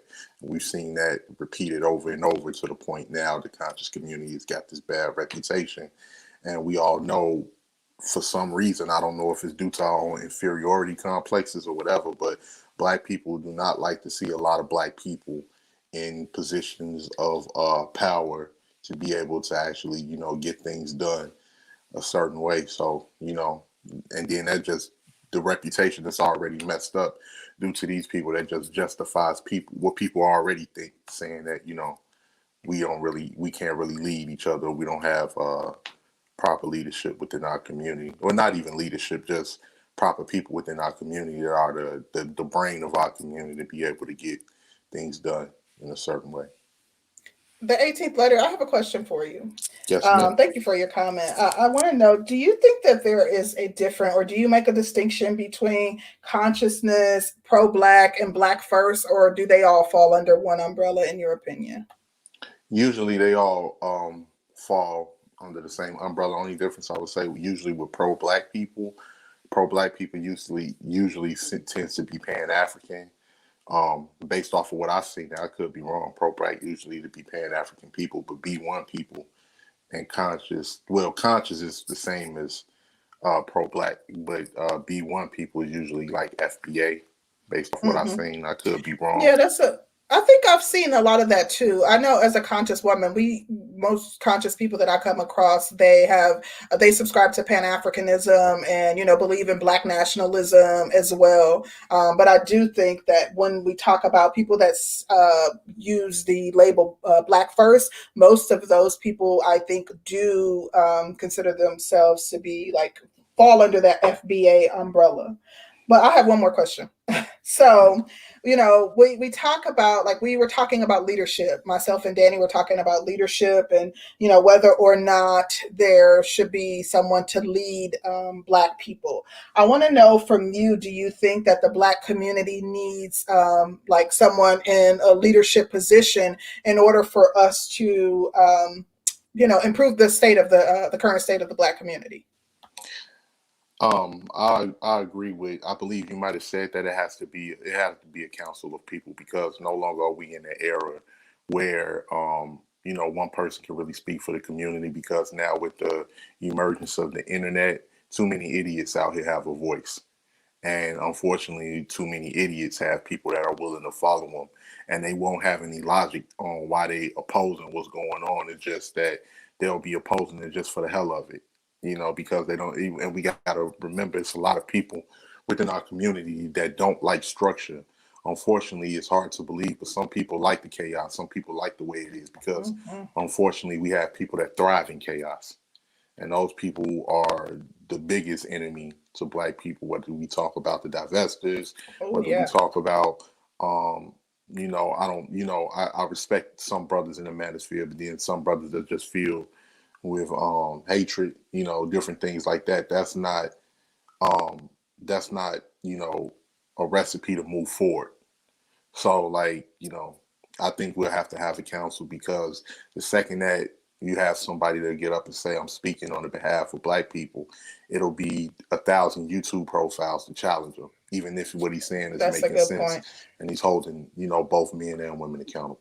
But that's the other reason why it would be, you know, I just thought of another reason why it would be good to have a council too is if there is someone who is like engaging in some, you know, kind of questionable behavior, it's easier to continue to move forward because you already have a council of people, and, you know, you essentially would just be replacing one member of the council, and, you know, it would be easy to continue to progress if you have one of 12 that has committed some sort of infraction.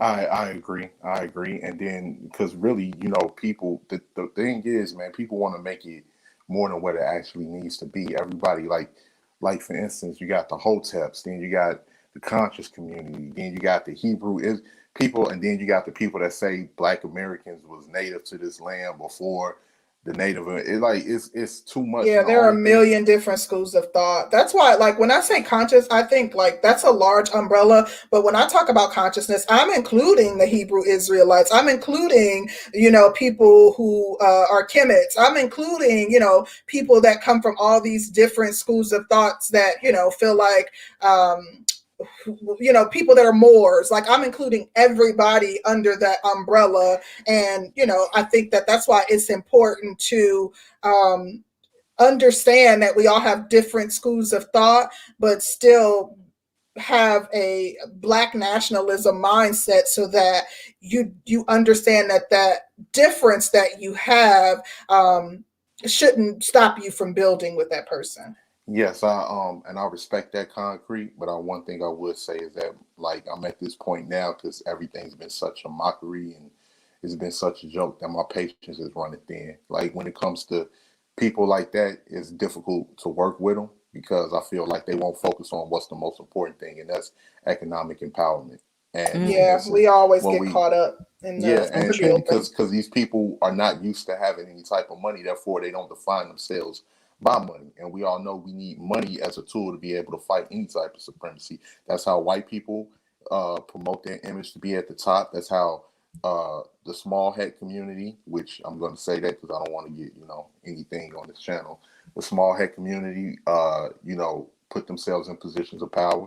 And a lot of these brothers just feel like that they don't want to abide by what is going to be the most effective way to be able to combat these groups of people that are against us, to be able to for us to thrive and be a competitive force within this country and within the, you know, anywhere where it's Black diaspora at. And even some of them, even you got Africans, you got Caribbean people that they side with Europeans, they side with other groups of people, and that's what kind of stopped me from being like more of a pan-African type of person to focus on FBA, because a lot of them, like, I've spoken to some of them and they can't relate to our situation.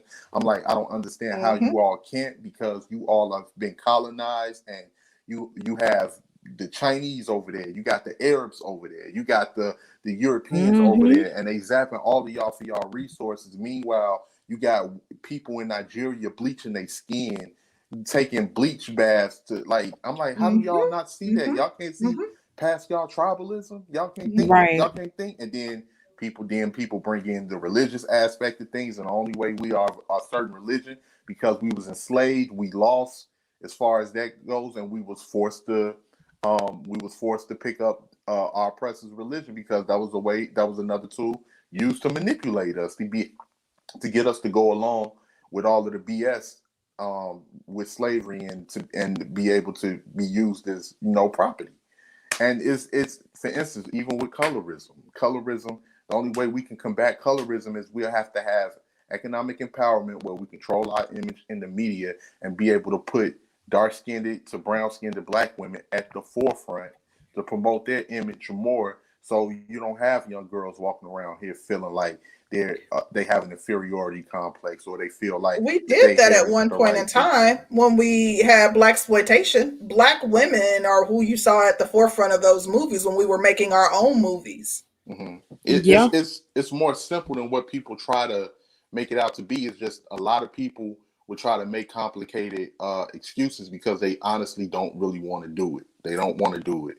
And some people within our group just don't want to make the sacrifice. But you know what, though? I kind of feel like when we do it, even our own community will look at us like it's a secondary movement, like it's secondhand, or it's not as good as what the white man is bringing forth. And so we kind of have we kind of look down on each other in that aspect when we produce movements and stuff like that. And I think that's crazy too. Yes, and that's because a lot of us have been psychologically damaged when it comes to that. A lot of us have been subconsciously trained to believe that the white man's ice is colder, but still I think we have to do it anyway to reach as many people as we can. Even if we can just start off with a small community of people and we just start vetting different black people once we have our community established to see, hey, well, a lot of Abishas don't consider themselves black either, sweetheart. So that's another story. But but it's just like we have to vet people within our group, because one thing we're going to face is a lot of opposition, because people are so used to being able to come in and out of black culture is that they're going to feel some type of way when we start becoming more exclusive to ourselves. When we start being as selfish as any other group, we're already seeing it when it comes to reparations. We have all of these other groups of black people that, we sympathize with their situation because we move here under a monolith. We that all of that different tribal stuff that got thrown out the window once we crossed the Atlantic Ocean, because we a mashup of a lot of different tribes, and we see the games that a lot of these groups of other people play. But obviously they don't have enough consciousness to see that, and they start feeling some type of way when we start going for ours on something that's rightfully that has been rightfully taken from us, our economic wealth on everything that we built here in this country. You have black immigrants coming in here that just got here yesterday, opposing everything, or feel like they got to say so on what black Americans need to do. Yeah, absolutely. And then you got Hispanics, all of these other groups. I've been to some of these forums, especially now. I know some good Hispanic people that are solid, but you have a lot of these Dominicans, other groups of people that are racist and feel like, and they'll take like these situations that we're looking at with the conscious community and all of this other stuff, and they'll use that to justify their racism or like take us for a joke and different things like that. So people like that, they got to go. I think we got to start off small, and we got to start off with people that's like-minded, and as time go on, we'll be able to be, because all you need is 10%. Because after that 10%, we got to remember, not just within our group, within every group. You got a lot of idiot white folks out there. You got a lot of idiot Latinos out there, but they follow a structure that has a safety net on, if something happens, they can fall on that safety net, because majority of the world is followers. Everybody is not leaders. And when a force of people is strong enough, then those people are going to start following it, because they realize there's going to be benefits to them doing that. So we just have to start small. I don't care how small we start.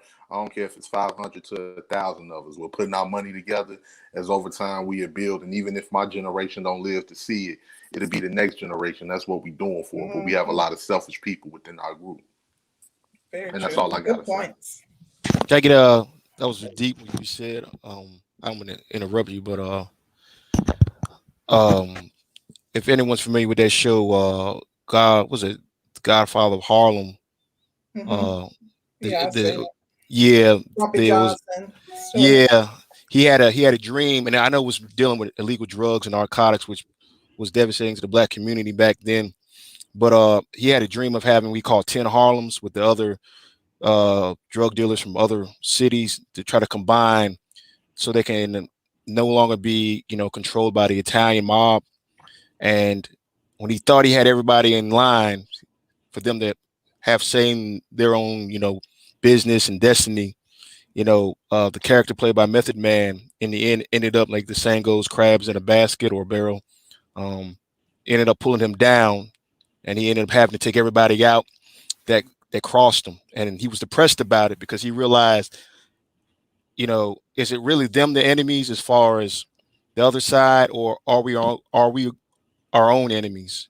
And where all it takes is, like he was saying about the 10%, you can have 10 people in a room and 9 can be or 8 can be on board to try to unite and try to do better for each other. It only takes 1 or 2 to be the crabs and create dissension and backbiting and try to bring everybody else down because out of the selfishness they desire for themselves.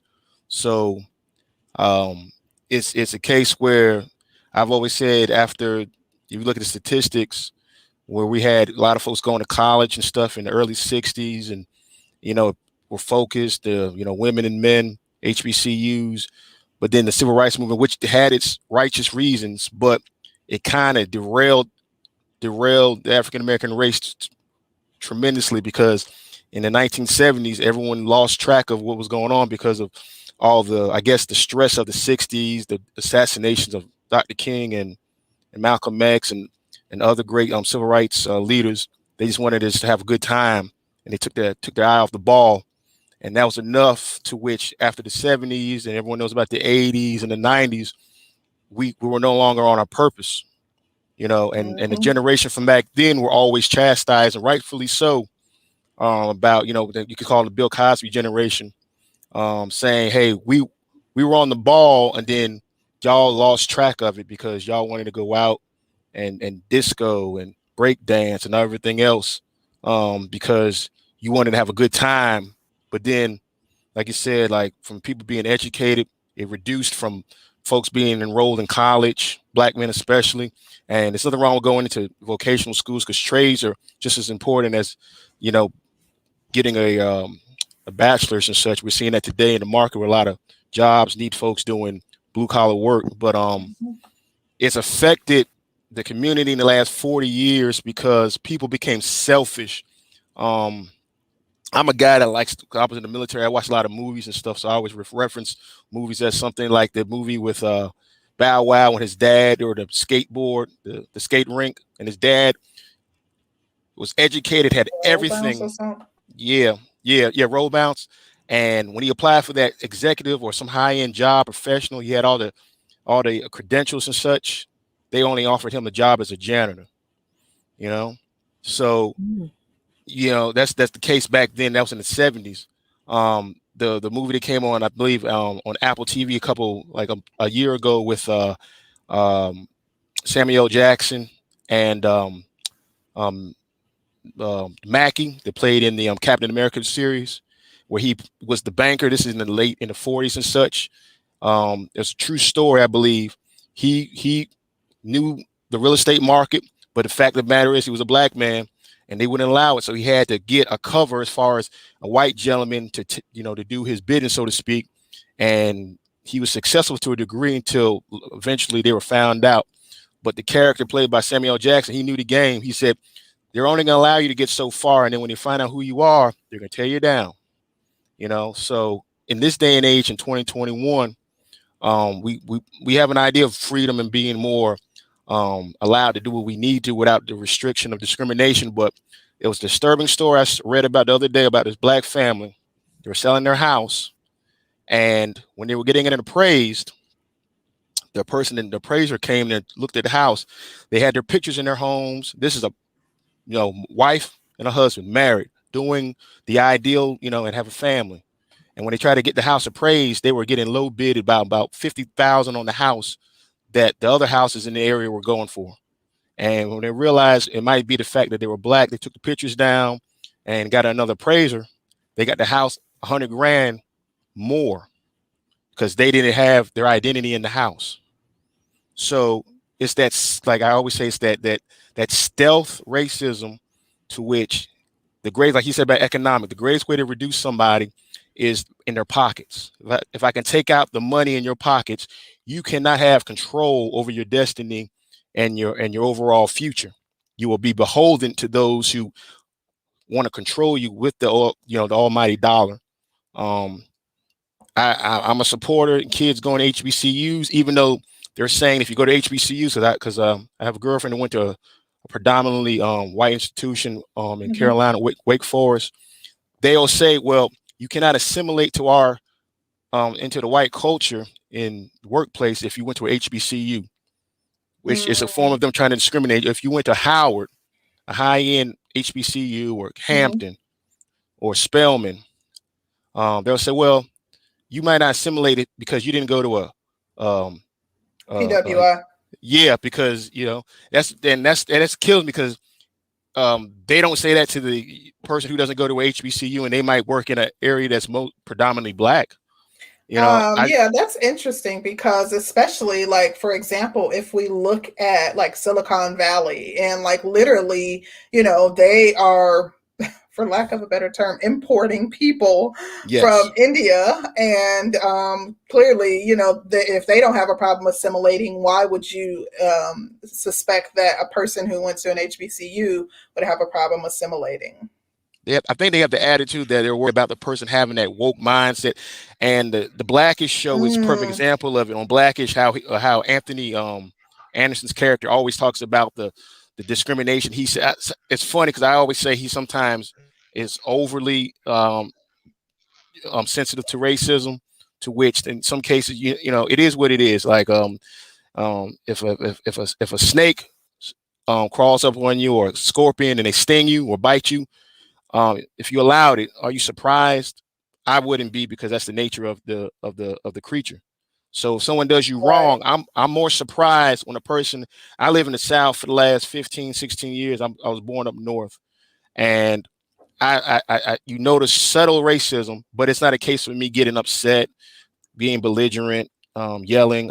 I smirk to myself, and I nod my head. And you're gonna always deal with those microaggressions. There's no way around it. Yes, and it's a case of people wanting to feel superior. You could be a gentleman and go to your car, have a beautiful brand new car, whether it's a BMW, an Audi, whatever. You go to the dealership, right? And some people know this feeling. And when you're dealing with the mechanic, when you're giving them your keys or telling them the issue of your vehicle, what you need done, it's that feeling. If it's a certain individual, whether it's white, Hispanic, or might even be black, because like he was saying, sometimes we are our own worst enemies, and they'll have this feeling of which, I don't want you to feel you're superior to me just because you have a brand new $80,000 car. So I'm going to, somehow try to minimize you, as far as if it's a black person, they're trying to make it seem as though you're a sellout, a Tom in so many ways. If you're dealing with a white person, they'll try to make a little coded, saying something to the degree, or are you related to an athlete, or do you hit the lottery or something? Hispanic might do something, are you involved in drugs or something, just to try to put you in your place, or, to think you're in power or something, they'll think you're doing something illegal, because they want to minimize you and your success if you've worked hard to obtain what you have, to make themselves feel good because of their because their decisions in life haven't put them in the same position, and that's how racism is always been. When in the 60s, it was always about the certain, it wasn't about all white folks. It was the ones who wanted to hold on to their power, that weren't rich, because they knew that was the only power they had, was saying, I'm Caucasian, I'm superior to you, even though my lifestyle is the same as yours. So if I give this away, I don't have that same power over you. And now I feel as though my life is not valuable. I agree with that. You guys got to let me jump in here. Go ahead, Hood Conservative. Go ahead. I mean, no, because I did totally get skipped over, and I just been no. He's just started speaking. I was coming to you. So, apologize. I apologize. I'm not gonna jump on you for it. I just let it happen. But I was expecting you guys to correct it. But either way, forget it. Good. Go ahead. What you got on the topic? I'm bracing myself. Right. That's the reason why I stayed quiet anyway, because I knew I was gonna come flip the table. You realize this whole this pro-black shit is a pseudo religion. This is very much, you guys are speaking in so many religious terms that you don't Everything I've been How so? hearing. Give me an example of one. All right, what black leader is going to take us to the promised land? How can a black leader take us to the promised land? I already said that they can't. I already said that. Okay. So the council of colored people that should rule over us. How's that going to work? You want to get niggas shot? Niggas already getting shot enough. Black people shouldn't be trying to police other black people's blackness. How are you going to do that with a gun? It ain't even about that. You're saying policing other people's blackness. Do you think that a Black Wall Street or any other black community does not have someone calling the shots? Why not just have those people calling the shots be people that have your best interest and look like you? So every community that you live in, you have people calling the shots. Are you saying we should like have black people in the police? I mean, we have that's not what I'm saying. We have entire cities with mostly black police, mostly black leadership. So let me say, for example, if I'm asked my opinion and I was asked what the most ideal way to like essentially improve the black community, I would say having our own communities and having control within those communities. Control would require someone to be making decisions. We don't control our communities now? No. So who's in control of the black community right now? White people? What you mean? Who you think is in control of the black community? Are we not seeing the same black communities? You believe that white people are control of black people. White people control how black people govern how we govern ourselves. That's white people. That's not what I'm saying. White people control or make decisions that impact black communities every single day, and they have enforcers who ensure that any laws that they create are abided by. Yeah. What laws are keeping black people back right now, though? That's kind of the problem. That argument weakens as you get closer to our current day. Well, laws in particular, however. She just said about appraisal. You know what? There are unwritten regulations in place that do hold black people back. Yep. Like there are unwritten regulations and unwritten practices that are still practiced today in the 21st century. I know you don't want to believe it. That hold black people back. There are unwritten laws. Okay, if there are unwritten laws, then I'll never be able to read them. So I guess we can't argue over that. Clearly, but there have been reports and there have been news articles that say that redlining is still happening. Like there was a recent article that indicates that redlining is still impacting people of lower classes. So, and I'm sure there's a white guy out there calling a black person a nigger at this moment right now. But how does that hold us all back? That's the exception. But how does that hold us all back? Yes, it is the exception. That's not the exception. No, yes. So the people who aren't redlining, who get to move into those spaces that most black people aren't allowed, are the exceptions. Are you saying the majority of black people who want to buy a property cannot buy the property of their dreams because they're black? Is that your position right now in 2021 America? Yes, they can. So you're making a minority argument. By saying certain areas, you're already forcing it back to a minority argument. Again, that's my point. You're bringing up the minority. You've heard of the black tax, right? What is the black tax? You don't know what the black tax is? I just want you to explain it to me like I'm two. All right, so I'm gonna tell you right now. My folks and I was born in inner city New York City. Then, because of the school system situation, my parents moved us about 2 hours up north, upstate New York. Bought a 4-bedroom house, 3-bath, all that nice neighborhood. My mother worked at in the banking industry for 22 years. Now, within the first year, two neighbors that we had on our left, on the side of us, and across the street from us moved. Now, obviously, the reason why they moved might have been the business aspect of it. They were worried about their property value dropping. Why would they worry about their property value dropping when we're buying a house at that time? And this is in the early 90s, 90, 91, in a decent and a good neighborhood. We didn't have the we call the stereotypical barbecues outside and like the Steve Harvey type, food shenanigans outside. No, all right. But they were worried about their property value because, that old phrase, the neighborhood is changing. All right. So my thing was as 18th letter is saying is this, and I'm not a racist individual by any means, because like I said, that was in when my developmental years, when I was from age 8 to about 13, and I moved down south. You don't even have to preface with that. We get it. The thing is, it makes you realize if you're gonna live in your own neighborhood where the people near you look like you feel that you're not gonna have to deal with all the BS, like the people getting phone calls when they're doing a house viewing, and someone's saying, "Oh, they got suspicious people next door." Can I break it down a little bit further, because for some reason they're not getting it. So hold on, Hood Servant. He didn't describe the tax part. He didn't describe. He calls it a black tax, so it's not a tax.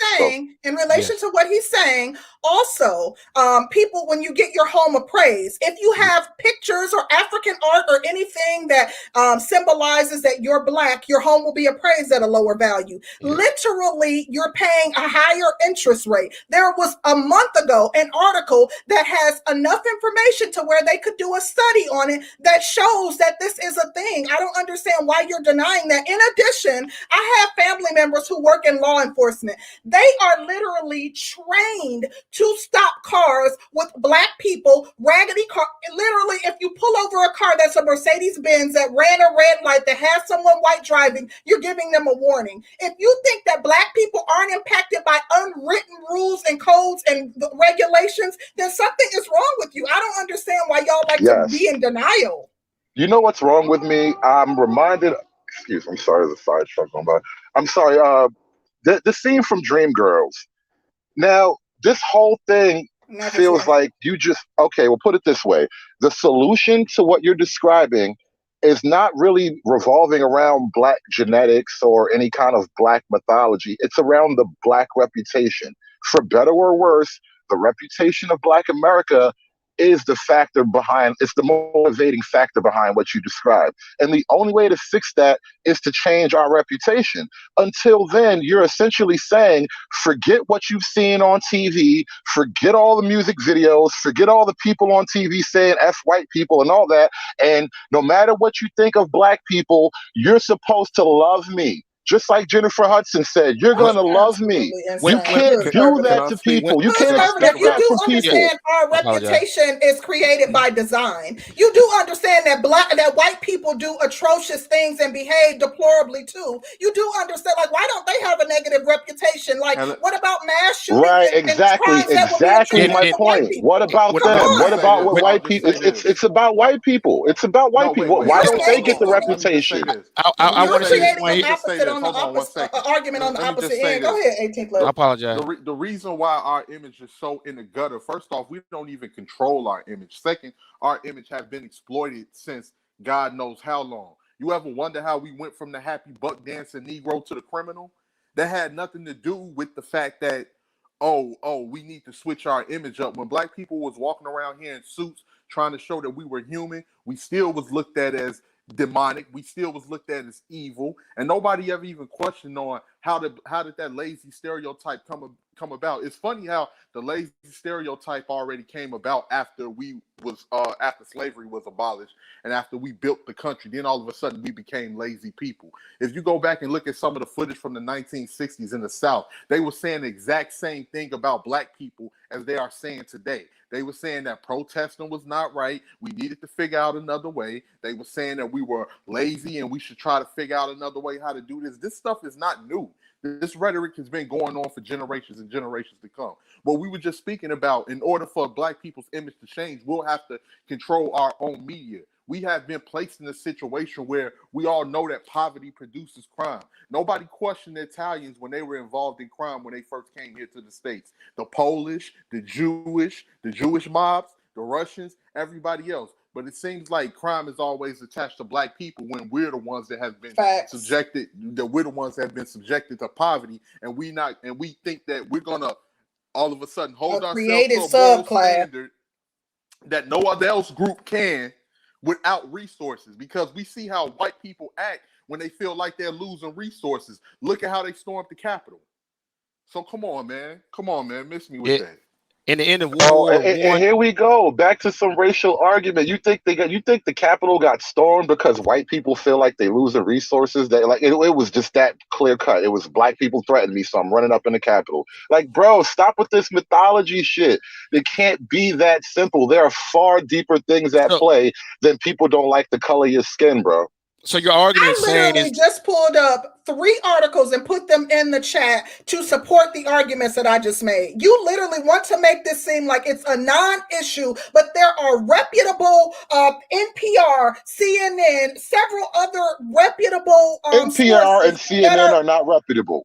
NPR and CNN are not fucking reputable. No. Anything else that they publish Stop watching that shit. Stop watching that shit.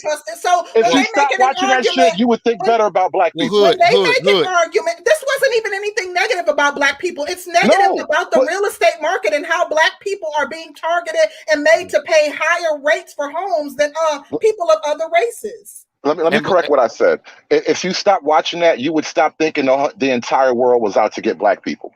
I don't think that the entire world is out to get black people. You like to minimize the arguments that are being made and try to make it seem like we're making this about the boogeyman of white supremacy. Like, we can have an honest conversation and at least admit the facts. Like, if we can't even admit the facts regarding what we're talking about, how can we have a conversation where we can learn and grow from? You want to dismiss everything that we say that we can provide supporting evidence of its truth, and that means that we can't have an honest conversation because we're going to go back and forth about what you're dismissing.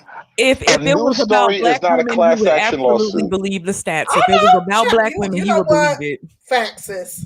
But a news story from CNN and NPR are not class action lawsuits. It would be a lot more believable if they had an actionable case that they brought, and then we could all be like, "Hey, well, you got caught." But until then, it's a news story. I'm sorry, I didn't mean to cut you off, bro. So I say I'm seeing your point of view is that if blacks today were more ideal, then the issues would not be what they are, correct? I'm not sure what you mean by ideal, so I can't agree yet. So we all know about back in the 20s and when everyone was moving up north or wherever their respective area, W. Du Bois, they had this idea of the uppity of the Negro of betterment, knowing how to speak well, education and everything else, right? You had war veterans go to World War I, come home proud, they served their country. If they were in the South, wearing their uniform, doing something ideal, something brave, nothing foolish, they were out there defending the country, they'll find them hanging from a tree.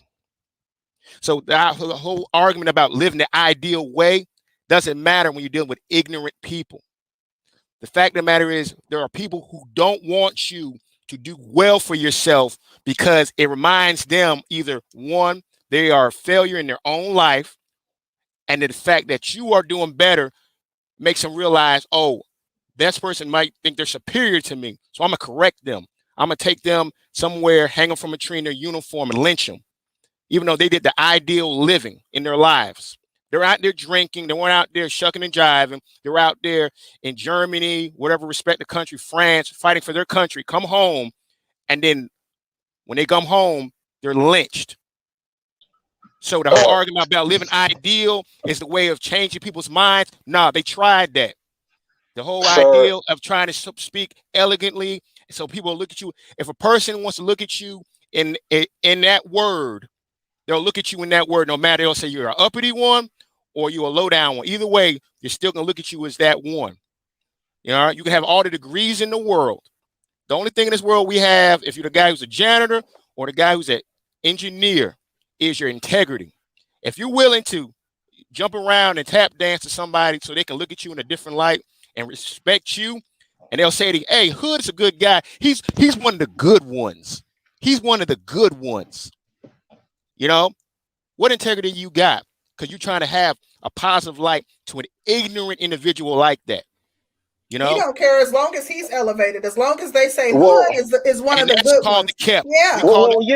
Let me stop right there, because first of all, why wouldn't anybody want to be one of the good ones? Whatever that even means. Why would I not want to be one of the good ones? I know you want to be a good boy. I just don't get that. I don't need them to. I don't need them to talk about highlight my goodness, because my goodness is intrinsic. I don't need them to highlight your badness. Yes. We'll highlight your badness then. And no one's goodness is intrinsic. That's bullshit. So no, seriously, that's bullshit. For them, but the idea that anyone's goodness is intrinsic is bullshit. You prove your goodness and you expect to be rewarded for your effort. Yours might not be. Yes, that is the world. Yes, until you prove your worth, you ain't shit. Extra bread. I got a sister that tells me maybe this is a male-female thing, because men accept the fact that you have to prove yourself, and then after you've proven yourself, you expect to be rewarded for that effort. So wanting to be seen as better than other people, yeah, fuck that. I did better than you, so you can talk to me better than you talk to the next nigga. But you know what's funny about that whole scenario? You know what's funny about this whole scenario is it's always the black people that fall for the mentality that, oh, if you do good, you will be rewarded. Like, it's been people that's been in positions of power that's actually done good, and they like Botham John was rewarded. Not only that, Sister George, but people like let's talk about corporate America for instance. A lot of people that are in positions of power in corporate America did the exact opposite. They was very cutthroat to get there. That's true. They always put this narrative, and this narrative have been pushed on black people for centuries. Oh, if you just abide by the rules and you just do everything the right way, then you just like if you just pull yourself up by your bootstrap, you would have as much you would have as much generational wealth as we have. You guys are insane. You guys are fucking insane. You just started the conversation.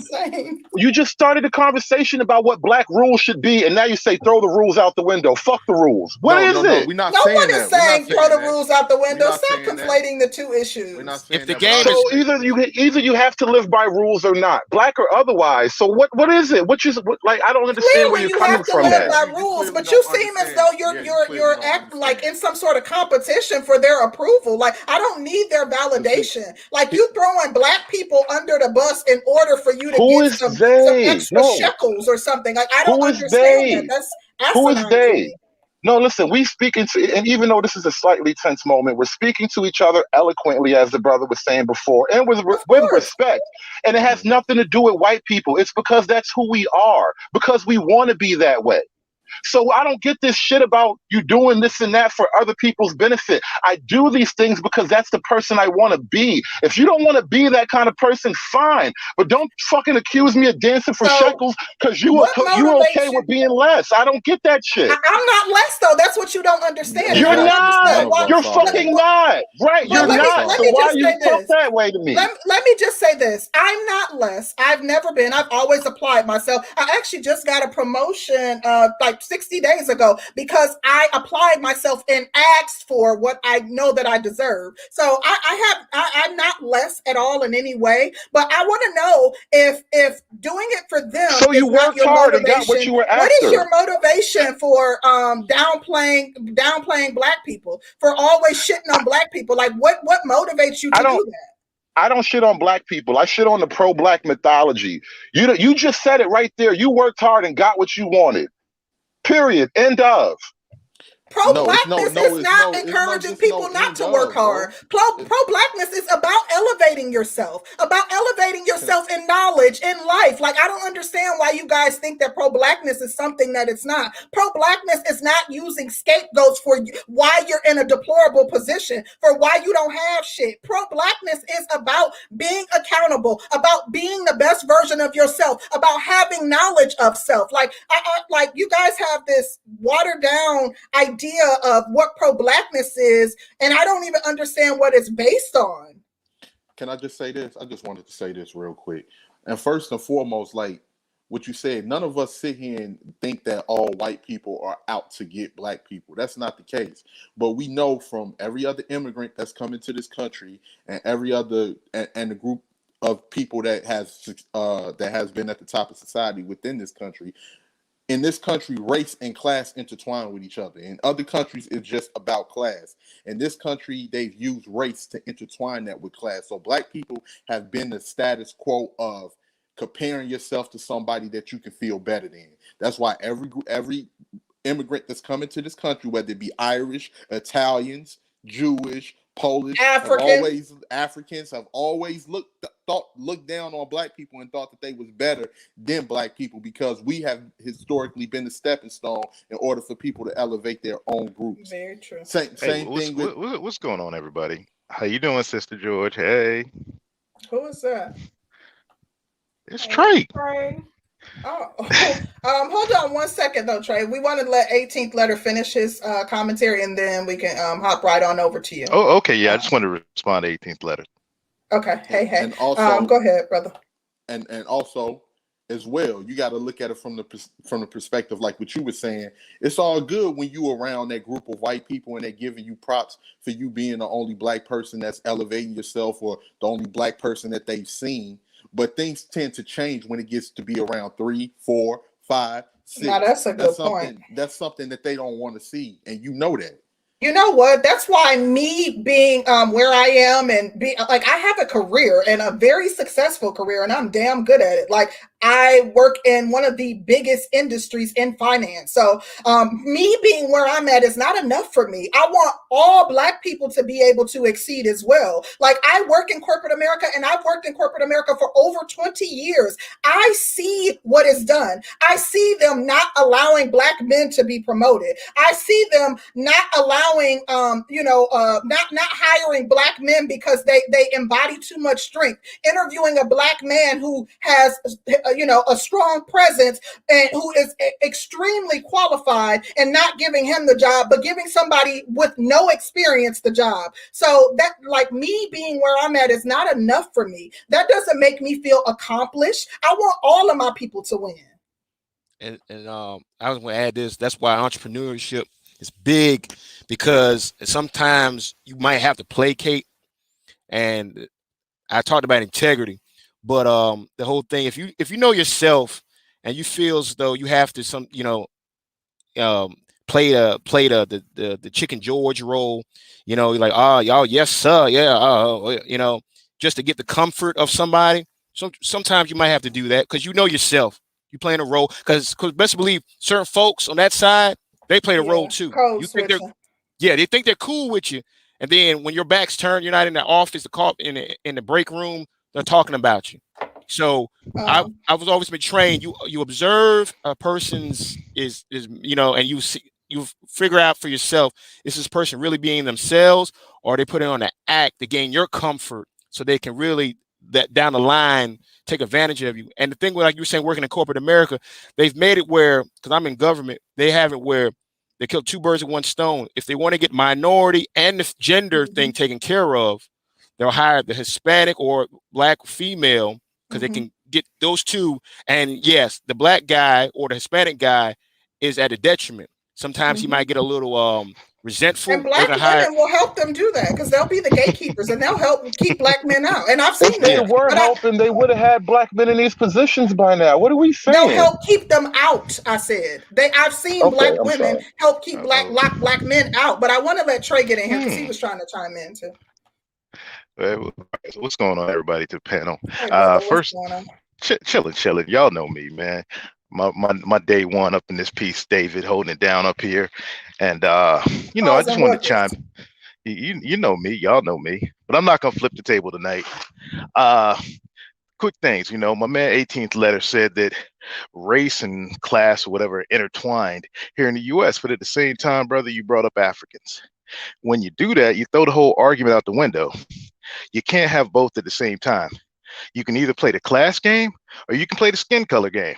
You got to pick one, because as soon as you throw Africans into the mix, your skin color, argument goes out the window. And I'll add more to it. Cat like myself, half Jamaican. When my Caribbean side comes up, oh, okay, yeah, that's why you getting it in. But I'm like, hold up. Nobody knows that. Because if you see a whole, there's a lot of, people from the continent that look just like ADOS folks. A whole lot of people from the Caribbean look just like ADOS folks. Nobody knows until you tell them. And here's another thing. It's 2021. Nobody truly knows how you are because everything's online now. This whole year and a half of, playing lockdown, wear face diapers. Nobody knows who anybody is right now. You can get a job, you can get finance and everything without showing up in front of anybody. Now, to the corporate America point, corporate America is what it is. I work there. It's you get what you get out of corporate America. Trey, you don't think that people can like, I know a tonation of Black people. I don't have to meet you. I know that you're Black by speaking to you. When someone enters the panel and starts talking, I immediately know if I'm speaking to a Black person. And as it relates to financing, your social security number will tell your race. Oh, yeah, okay. Hold up real quick. Let me finish, brother. Okay. So let me see. Let me little anecdotal evidence. I'm a business owner. I don't concrete. You work for the white man. All the people that work for me are white. I'm also the white man. The white man is working for me, and it works out pretty good. I was in government, military, 21 years, contractor. None of all these problems y'all are talking about, never faced them. And I'll tell you why. Because I don't accept white supremacy as a concept. I don't accept it as a fact. I don't accept it as anything. And when you don't, it doesn't exist. And the problem with Black folks is just because you don't the problem with Black folks is that they're still living in a time when it was prevalent in their ears, their minds, and all this, and also in white people's. The problem is that white people, for the most part, minus white liberals, stop falling for the game. Those conservatives you like to call racist, they're like, no, bump this. We ain't playing this game no more. And then these news sources you quoted, which are damn sure fake, they're the ones that keep pumping out, oh, white supremacy, white supremacy. They'll even tell you that, Larry Elder is a white supremacist in tan face, and you'll still post the articles from them. You got to pick a side. Hey, hashtag free Nikki today. Nikki spoke her mind. Look what happened to her. I'm telling you, it's all in your minds. Y'all fighting the wrong enemy. Oh, wow. I think white supremacy exists whether you acknowledge it or not. And to be completely honest, half the time people don't understand if it's affected them. Like you may be oblivious to the fact that it's affected you. All you know is you went in for an interview that you thought you aced and you didn't get a call back. When white supremacy is what stopped you from getting a call back. That's not mythology. That's facts. I've seen it at play. I've seen it at play myself. I've witnessed it. What are you talking about? No. I'm not challenging what you've witnessed. I am challenging the scenario you laid out before you talked about the things you witnessed. Just because things don't go your way, you're going to assume it's a white supremacy plot. I'm not saying that that's every time. I said you wouldn't know. It could be a situation where white supremacy stopped you. No, I've seen it happen. This is the story we're telling Black people, that these things that don't go our way are because white supremacy. It can't be. We can't do this. Guys like to create. Nobody is saying anytime you don't get the house that you desire or pay more than what you feel the house is worth or don't get a job that it's white supremacy. But I'm not ignoring the fact that. But what other stories did you tell tonight, though? What other story was told beside that, though? That's the point. I've never said that that's in every case, though. David, when did I say anytime you don't get the job? But when did I say anytime you don't get the job that it's white supremacy? I'm not saying I got a question. You're not the point. You're just an avatar for the whole conscious conservative thing, and this is what I'm explaining. That's why it's crazy, because that's what the essential story is. Even though you know better, still, that's what people get. That's what comes across. Hey, Concrete, I got a question. Yes. I'm in the top 2%. I just purchased a couple vehicles for my business, $200,000 worth of vehicles, sight unseen. They didn't even see my face till I walked in there, got keys handed to me, walked out in less than 5 minutes. My daughter looking at me like, what the hell? Now, you're in corporate America, been there for 20 years. You holding it down.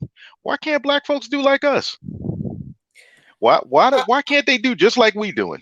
I'm not saying that there aren't some Black people who are not applying themselves.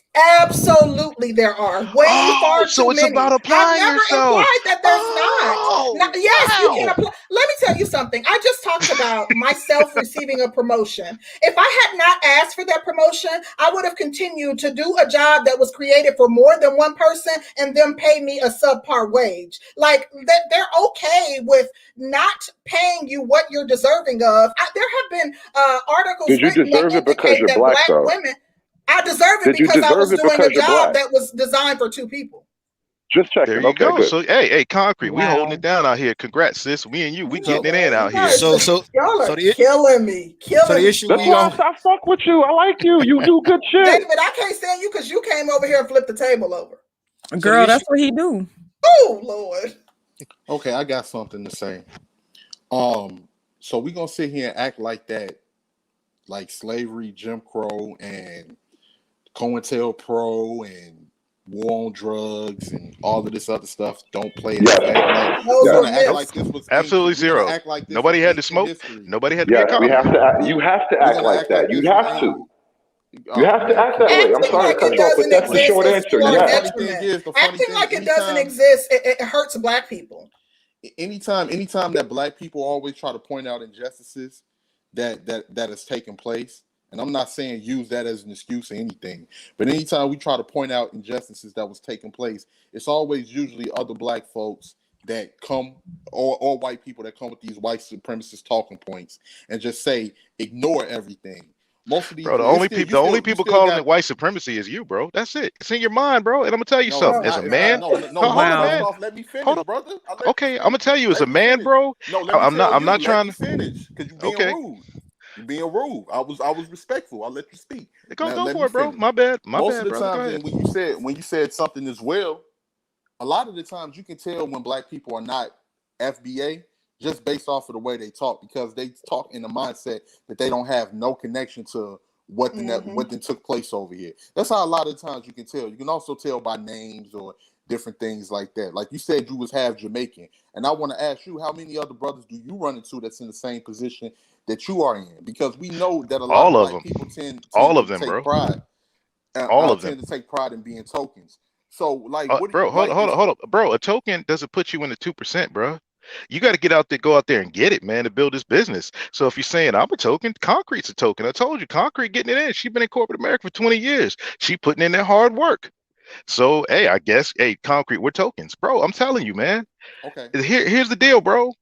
If you put yourself in a position as a man talking about victimhood, bro, it defines your, your masculinity right there. Men don't lead with victimhood. Men don't lead with victimhood. That's not true. Some of the strongest men I've ever come across can acknowledge that white supremacy exists. Concrete, that's kind of comical if you think that's what a man is, leading with victimhood. A man can accept that there's a system in place, but that doesn't mean that it stops him from succeeding. But Concrete, it didn't stop you. Hold on, Danny wanted to chime in. Yeah, I want to read these super chats real quick before we lose them. Shout out to Jack Spade. He said, so would Concrete Rose help elevate the new Black guy who might end up taking her job? The true test of pro-Blackness. Thank you so much. To be honest, I like, no lie, I go out of my way to acknowledge how good Black men are doing, because in my industry, the Black men that are hired, they kill it. And I go out of my way to acknowledge it because I'm asked about, I see work product up close and personal. So I'm asked, how is this person doing? Oh my gosh, he's doing absolutely phenomenal. He's crushing it, because I know, and they still don't give them the opportunity, but I go out of my way to highlight them at every chance I get. That nigga don't need you big up in him. Men don't need to get big up by women. My bad. Can you hear me? Okay. My bad. Shout out to Maloish Wilson. He says, so when the GOP governor in Georgia locked the Black woman out of signing the voting bill, that was not racist? Exactly. Not to mention the voter suppression laws that were just passed. In Texas, everybody's got an ID. Stop the bullshit. It's just not about just an ID. In Georgia, they had Black people wait outside for 11 hours because they only had 3 voting machines. I live in Colorado. Let me tell you something. Hello. We can go one at a time. Come on. Quickly. I am telling you what was reported, and I know people who actually stood in line in the hot sun. They had Black people in Fulton County stand outside for 11 hours to vote. They had 3 voting machines. I live in Cobb County, where it's predominantly white. I was in and out in 5 minutes. They had 11 voting machines. Not only that, the new law that they just passed prohibits you from even giving water to people who are standing in line and waiting to vote. You can't. Who runs those districts? Concrete. Who runs those districts? Who runs those districts? Who runs Let me those tell districts? you something. This is who runs them. Makes sure, if you, I don't know. I don't know. It's black folk. Black women run those districts. I don't know who shout runs out the to Ruby district. Freeman. Shout out to Ruby Freeman and her daughter with the blonde She runs braids. Fulton County. Shout out to Ruby Freeman. Black And women even run if those she districts. does, she's only one vote. So what does that matter? What are you? What? No, y'all got a lot anything. of votes. Y'all won it. Remember, y'all won it for Biden. Your boy. Okay, y'all won it for him. Look, I'm done. Shout out to those ballots coming under the table at 3:00 in the morning. Ruby Freeman did it. Hashtag Black women did that. Congratulations there.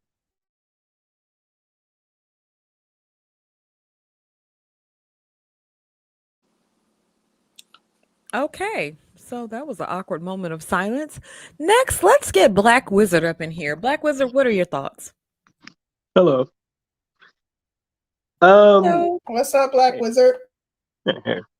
I wasn't really here for the first part of the conversation about the conscious community, so it seems you guys are taking a little bit of a tangent. So I heard this part of the conversation and just wanted to kind of chime in on it. I don't know that it would necessarily. I don't know that necessarily talking about what a lot of people call white supremacy existing. I don't know that is automatically coming from a victim standpoint. I don't know that because you acknowledge something exists that it automatically means that you have victimized yourself.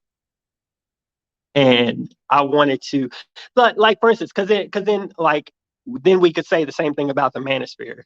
Like, so in the manosphere, there's like this idea that the country's kind of gynocentric, that there are all kinds of things to go against men, and then everybody here is kind of like talking about kind of trading notes on their experiences within that system. To say that those men acknowledging that system exists makes them less of a man seems a little strange to me. And I can prove sexism against men better than you can prove racism against black people. Yeah, bro, you're conflating. I don't know about that. Okay, show me the concrete. You're not even included in this because it doesn't affect you. That doesn't mean that I don't see examples of it.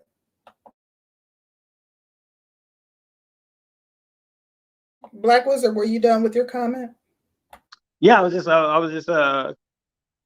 making that point. I don't think that acknowledging that something actually exists is Black Wizard, automatically coming from a victim standpoint.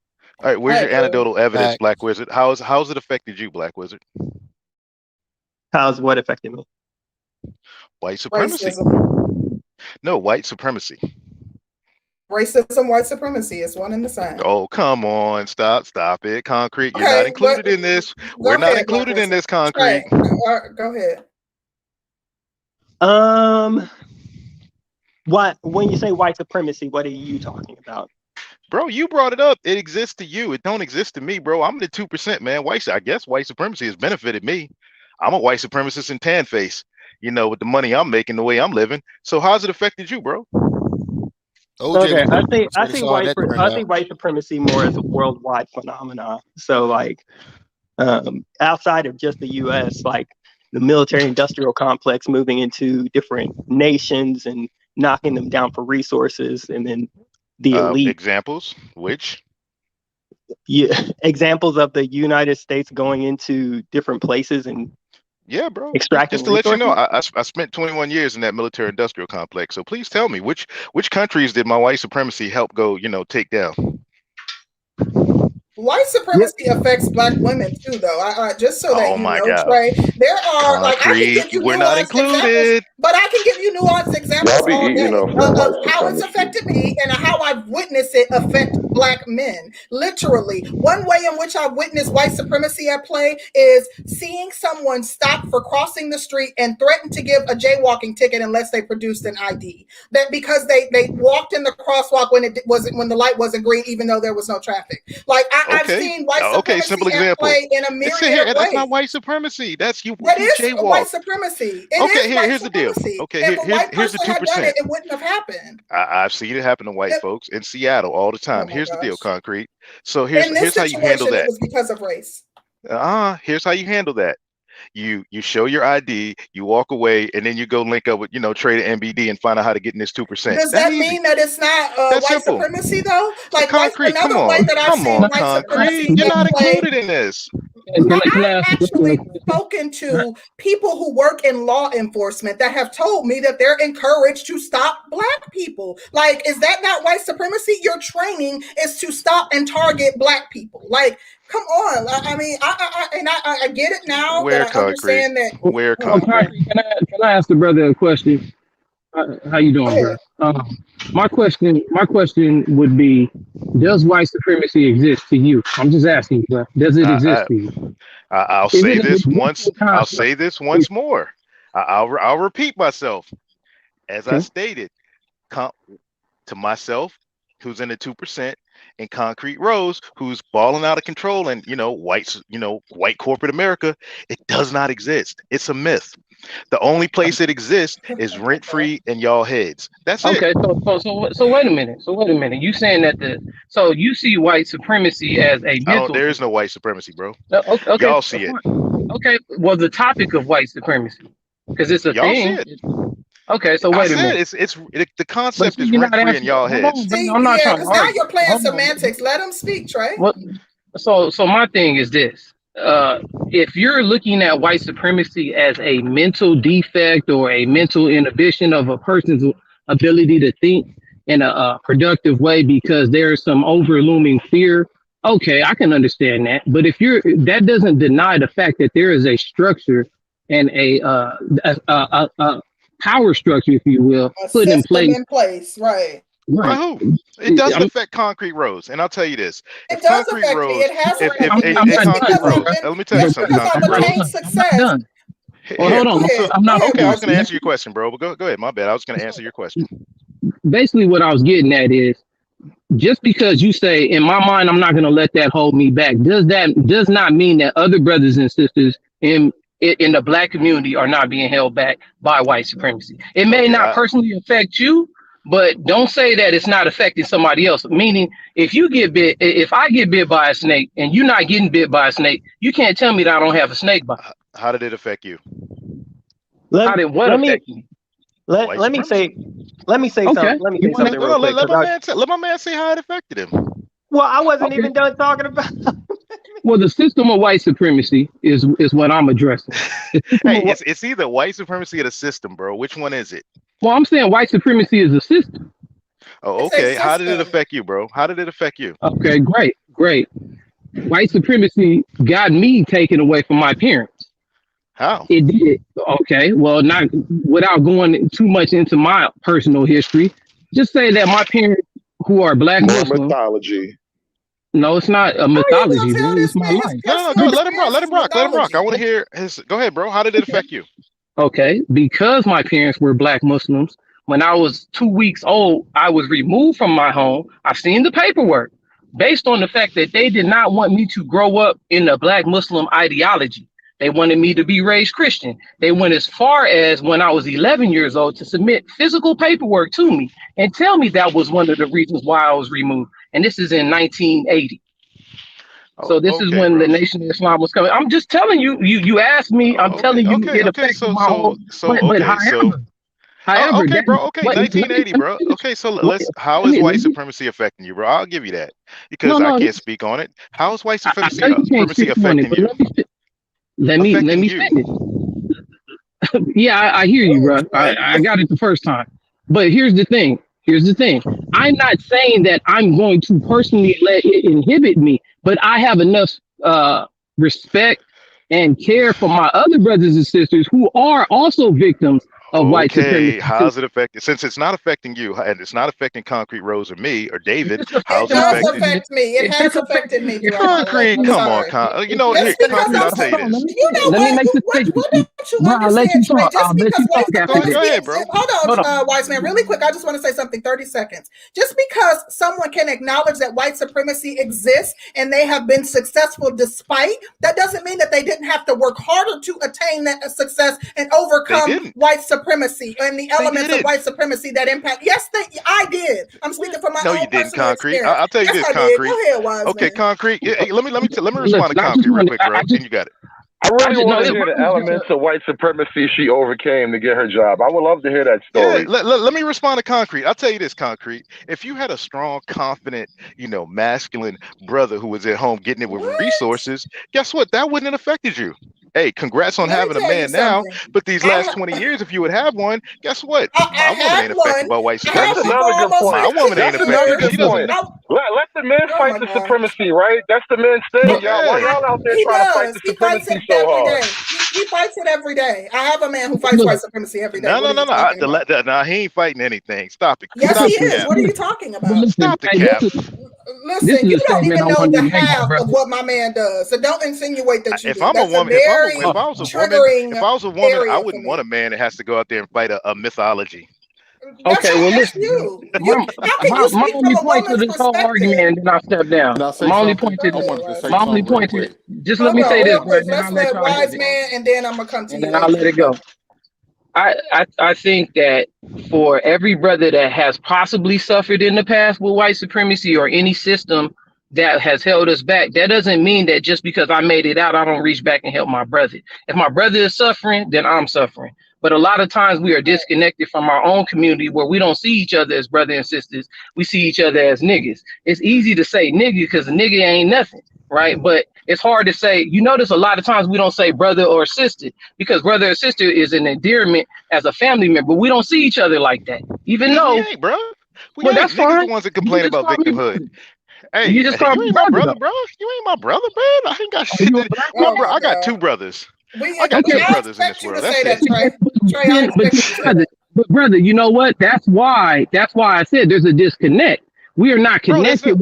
That's the thing. There's nothing besides skin color, bro, that connects us. The people I'm connected to are veterans like me. I'm not connected to you because I'm connected to like-minded people. So you're right.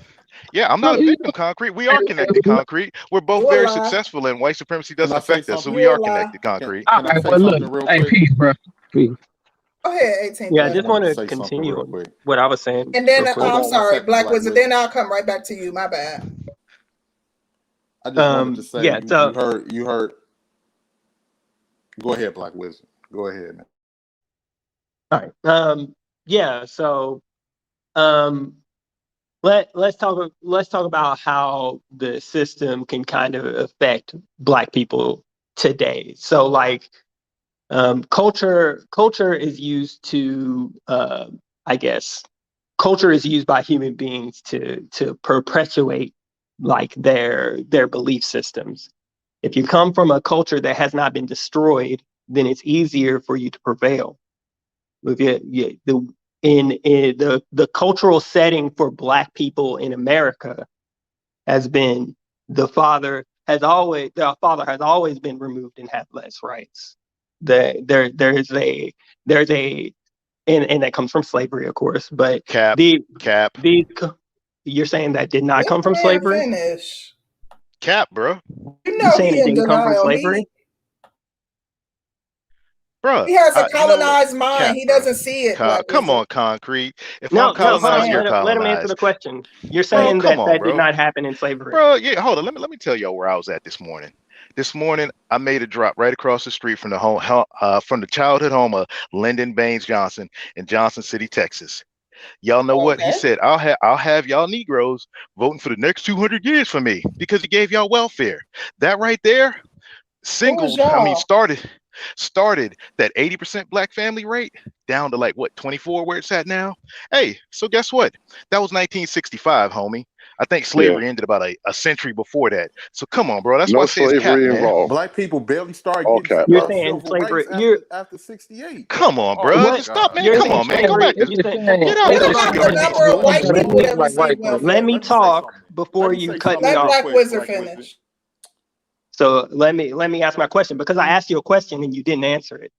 You're saying the things I said in slavery did not happen. Is that what you're saying? Cap, bro. Look, man, that shit works with dumb niggas, man. For somebody like me who I just told you where I was at this morning. What LBJ did was real.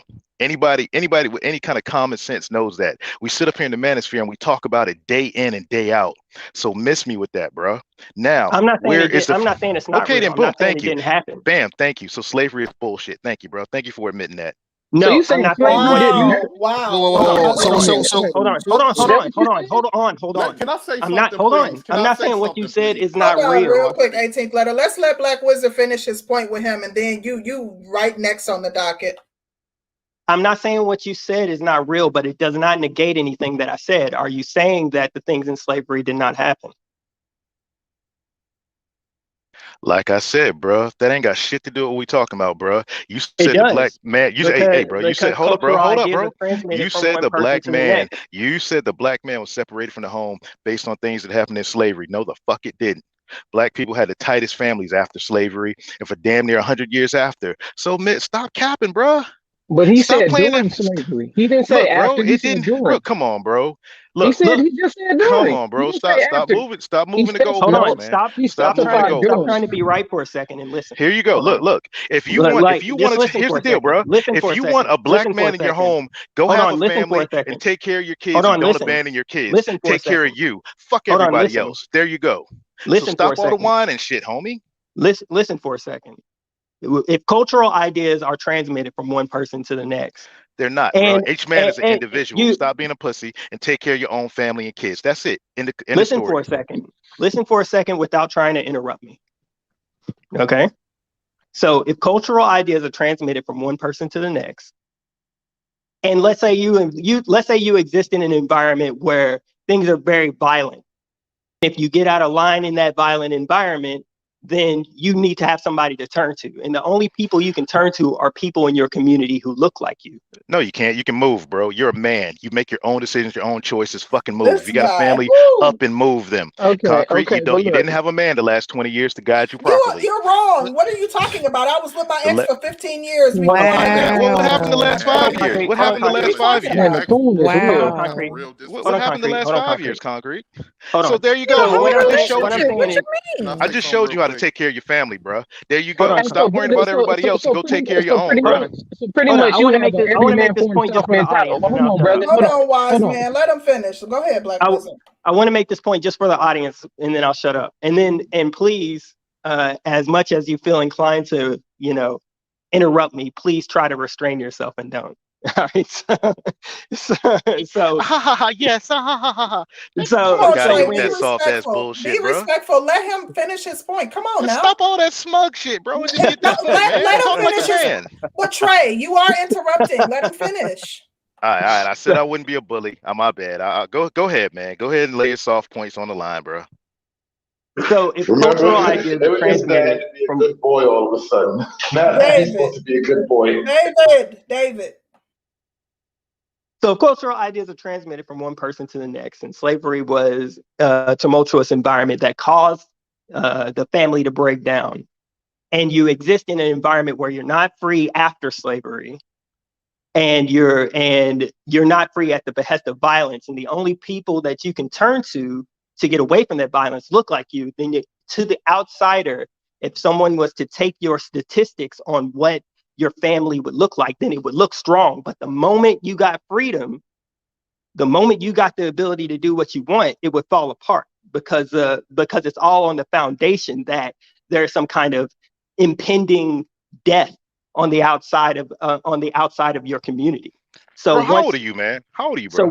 So once the community, bro, how old are you? Let him finish, and then you can ask him questions once he's done, and you have an opportunity to respond. Let him finish. Come on, all right, come on with the word salad, man. Don't bully you, bro. Don't let him bully you, bro. Stand up for yourself. He can't, man. He can't. We got it. Hold the fuck on. Let Black Wizard finish. Like y'all pissing me off. Let him speak, though. Hold on, though. We got it. We know how to run the panel. Let Black Wizard speak. That's it.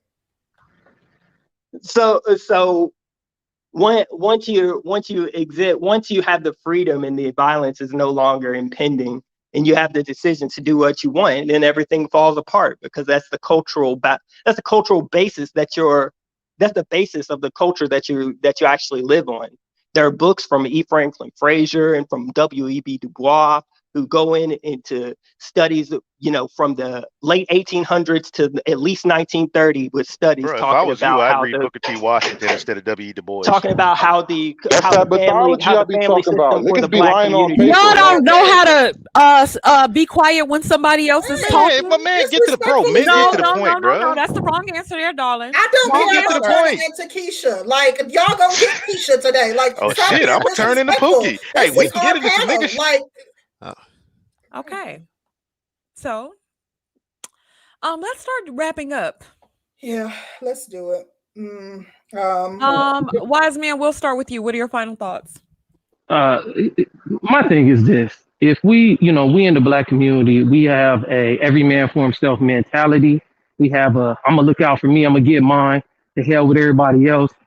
That's prevalent in the black community. So that's nothing new. What the brother is saying about, I'm gonna get mine. And you, a man, do this for yourself. And yeah, we can all look like that. But some of our people are looking out for the other ones that don't have the sense to look out for themselves. I respect Black Wizard on his the way he represented himself. Brother wasn't trying to be rude. It ain't about trying to be a man and bravado and all that. We can't fight each other physically. So all that's just a bunch of smoke and mirrors. I'm gonna say this. You're not really brother. Like the brother said, I don't recognize us as being brothers and all that. That shows his disconnect from the community. But some of us are still connected. So don't say that there ain't no black community when there's some of our people that are trying to build a black community and are actually trying to better themselves. So with that being said, peace. I'm out. I can't do too much. Thank you, wise man. Appreciate your commentary. Thank you for joining us and giving us your 2 cents, brother. Black Wizard, what are your final thoughts? I guess I just want to say that I guess in regards to the topic, is a conscious community going down? I guess I would say it is, but I would say it is because I think the black community is. So, it can't survive if the black community doesn't, and I think the black community is kind of on the rocks. So.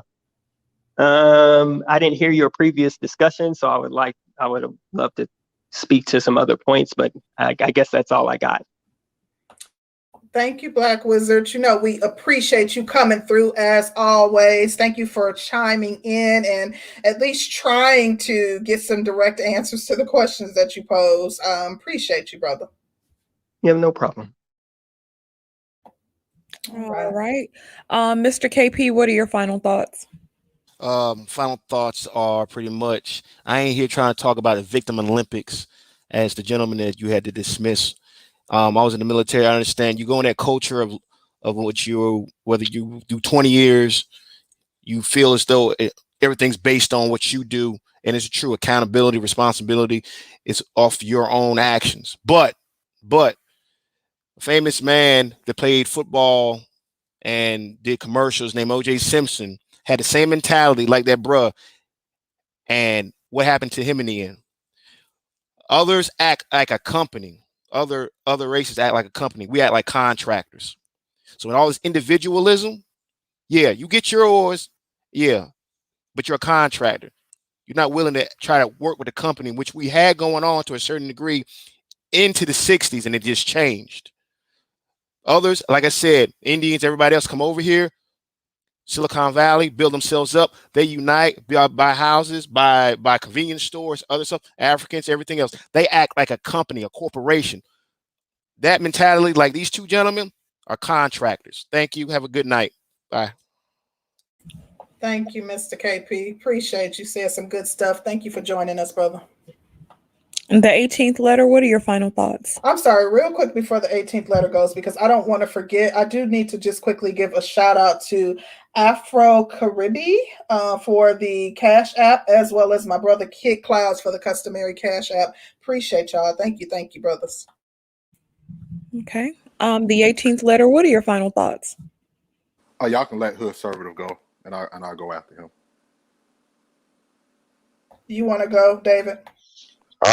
Wise man, he wants to close it out. All right, I'll let you get that. I was thinking about what the last guy said about OJ, and you guys got to understand something. For all the mythology that we've heard today, remember, every time, and please, I challenge anyone to go back, check the tape. Good thing we're all recording this shit.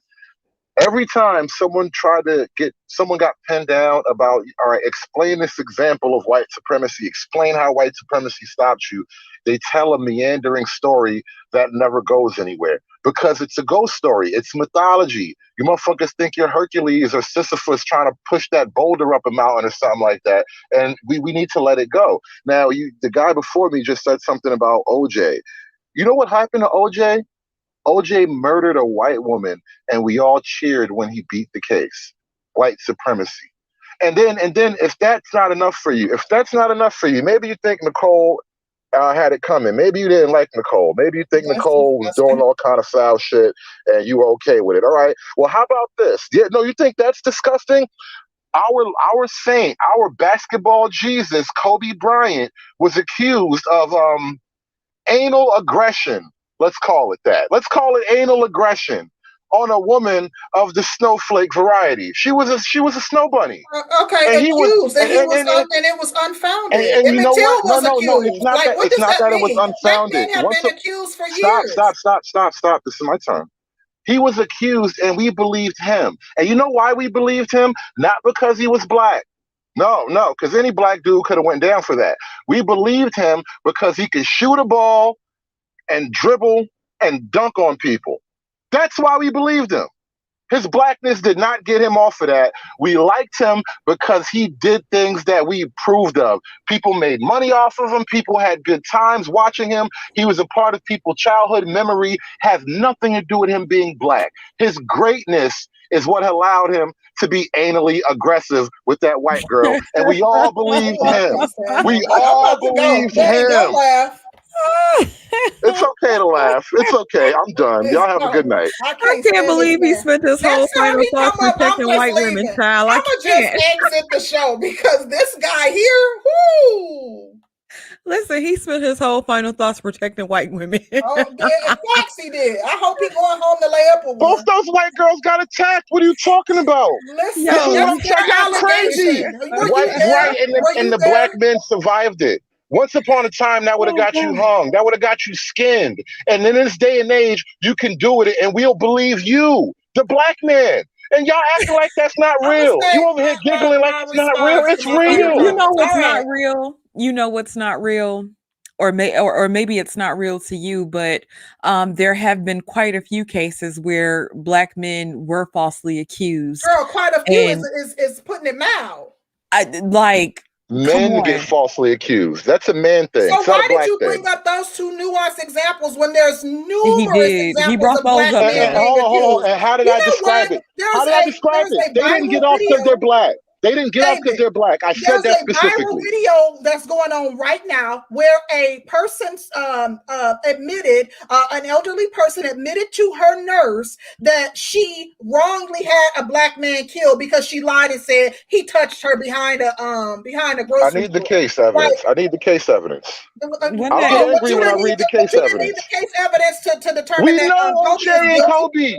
We know these stories. But OJ was actually not convicted of murder. So for you to call him a murderer, neither was Kobe. Is bullshit. And neither was Kobe. If you're going by the system that you're calling a system, and you're going by the system, then go by the system all the way around. Don't pick and choose when the system is correct. I'm not going by the system. I know niggas. He killed that bitch.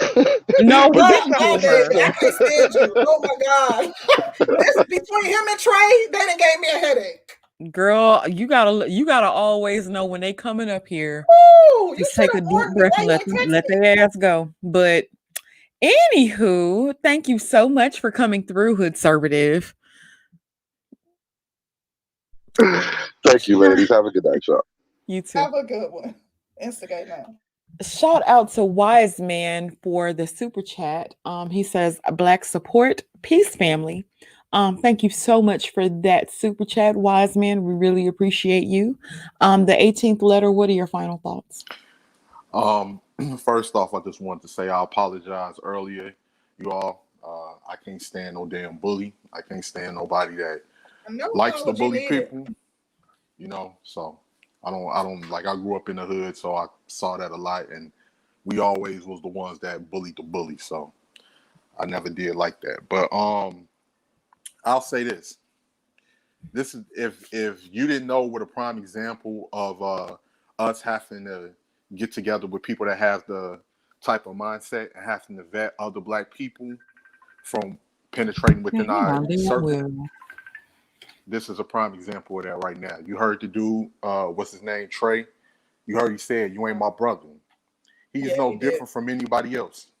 He ain't no different from none of them. So in my mentality, from a man, you're not my brother. You don't care about me. I don't care about you. So we just leave it at that.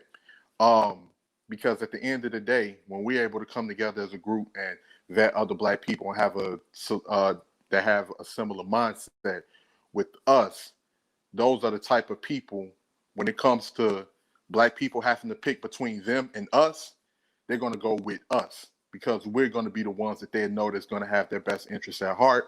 And we're going to be the ones that they know that they'll be able to have some type of benefits to be able to, you know, have employment or be able to take care of their families versus somebody like him.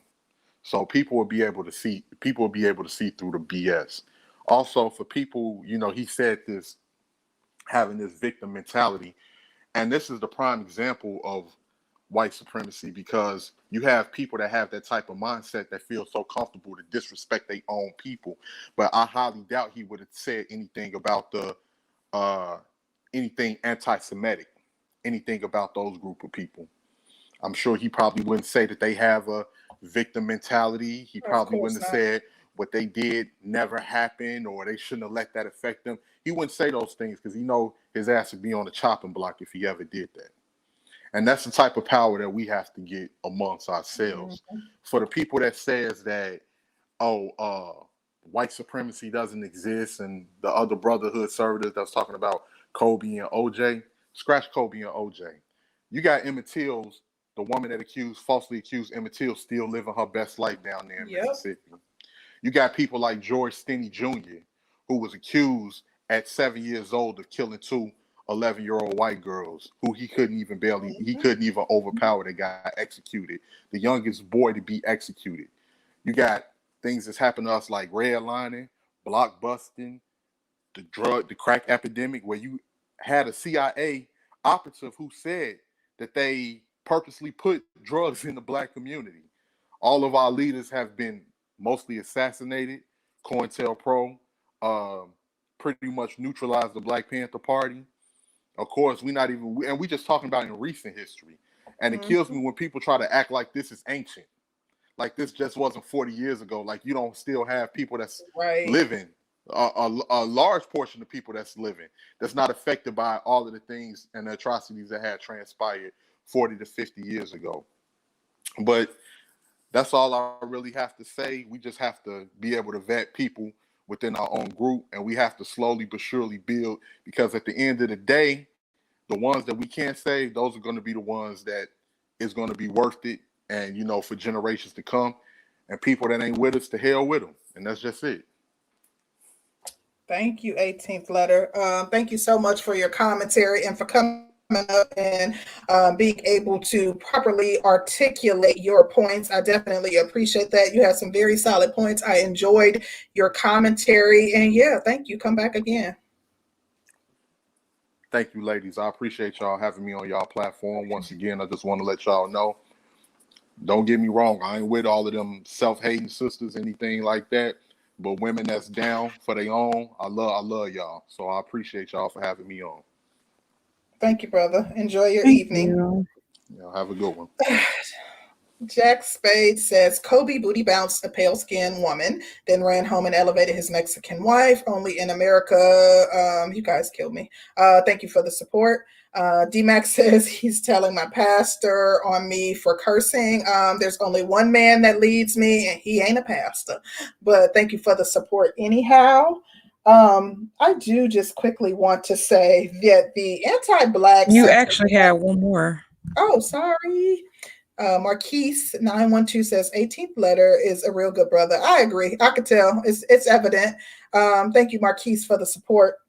Really quick, I wanted to say the anti-Black sentiment absolutely kills me. It always is heart-wrenching to speak to Black men who should be in positions of leadership and ensuring that we're aware of what we as Black people face and how to fight what we face, not to be victims, but to fight what we face and overcome the obstacles that are before us, as opposed to denying the existence of something very real.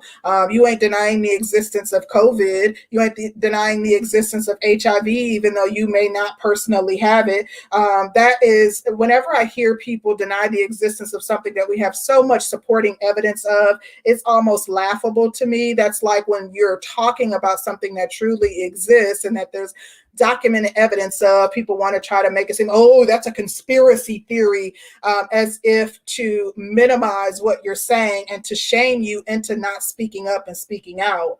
As it relates to nuanced experiences about white supremacy, I'm going to tell you, I've dealt with real white supremacy. I've been pulled out of a vehicle, searched, had the seats of my vehicle pulled out, no ticket given, like repeatedly. I lived in a racist town that made Newsline for being racist.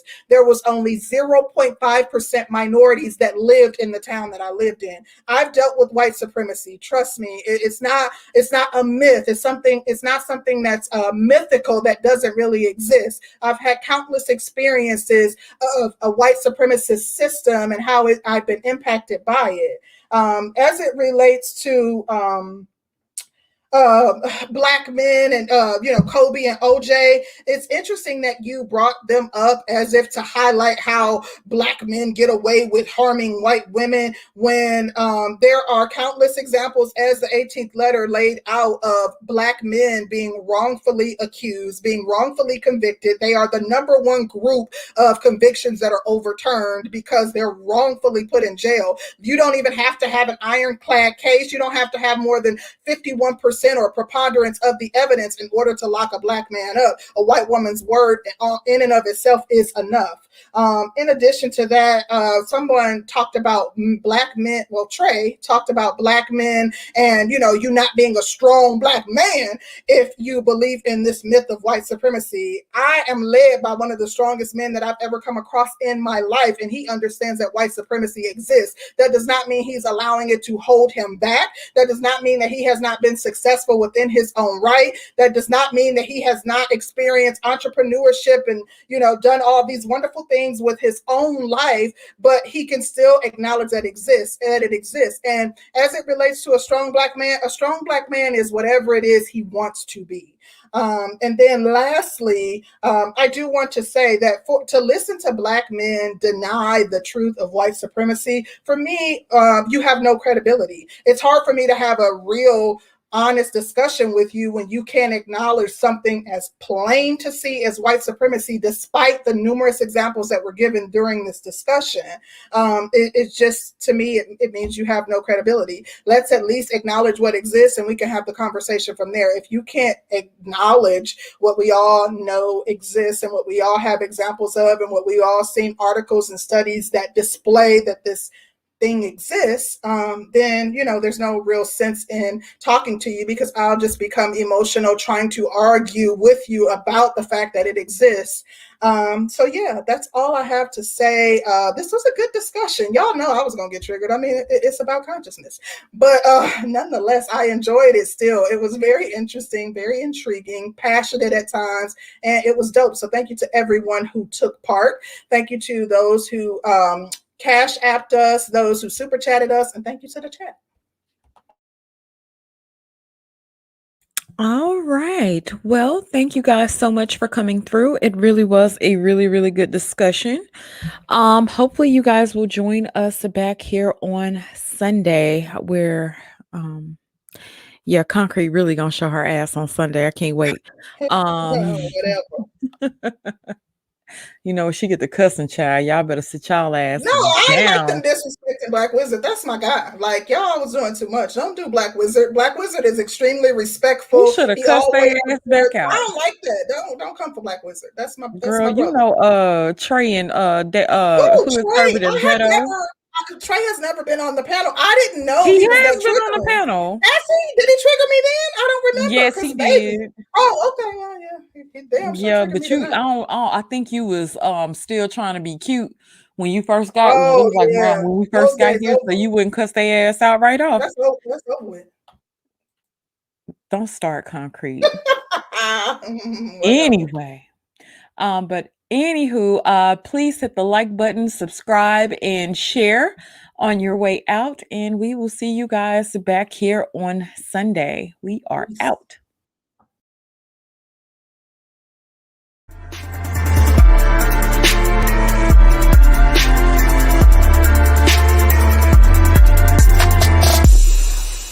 Thank you.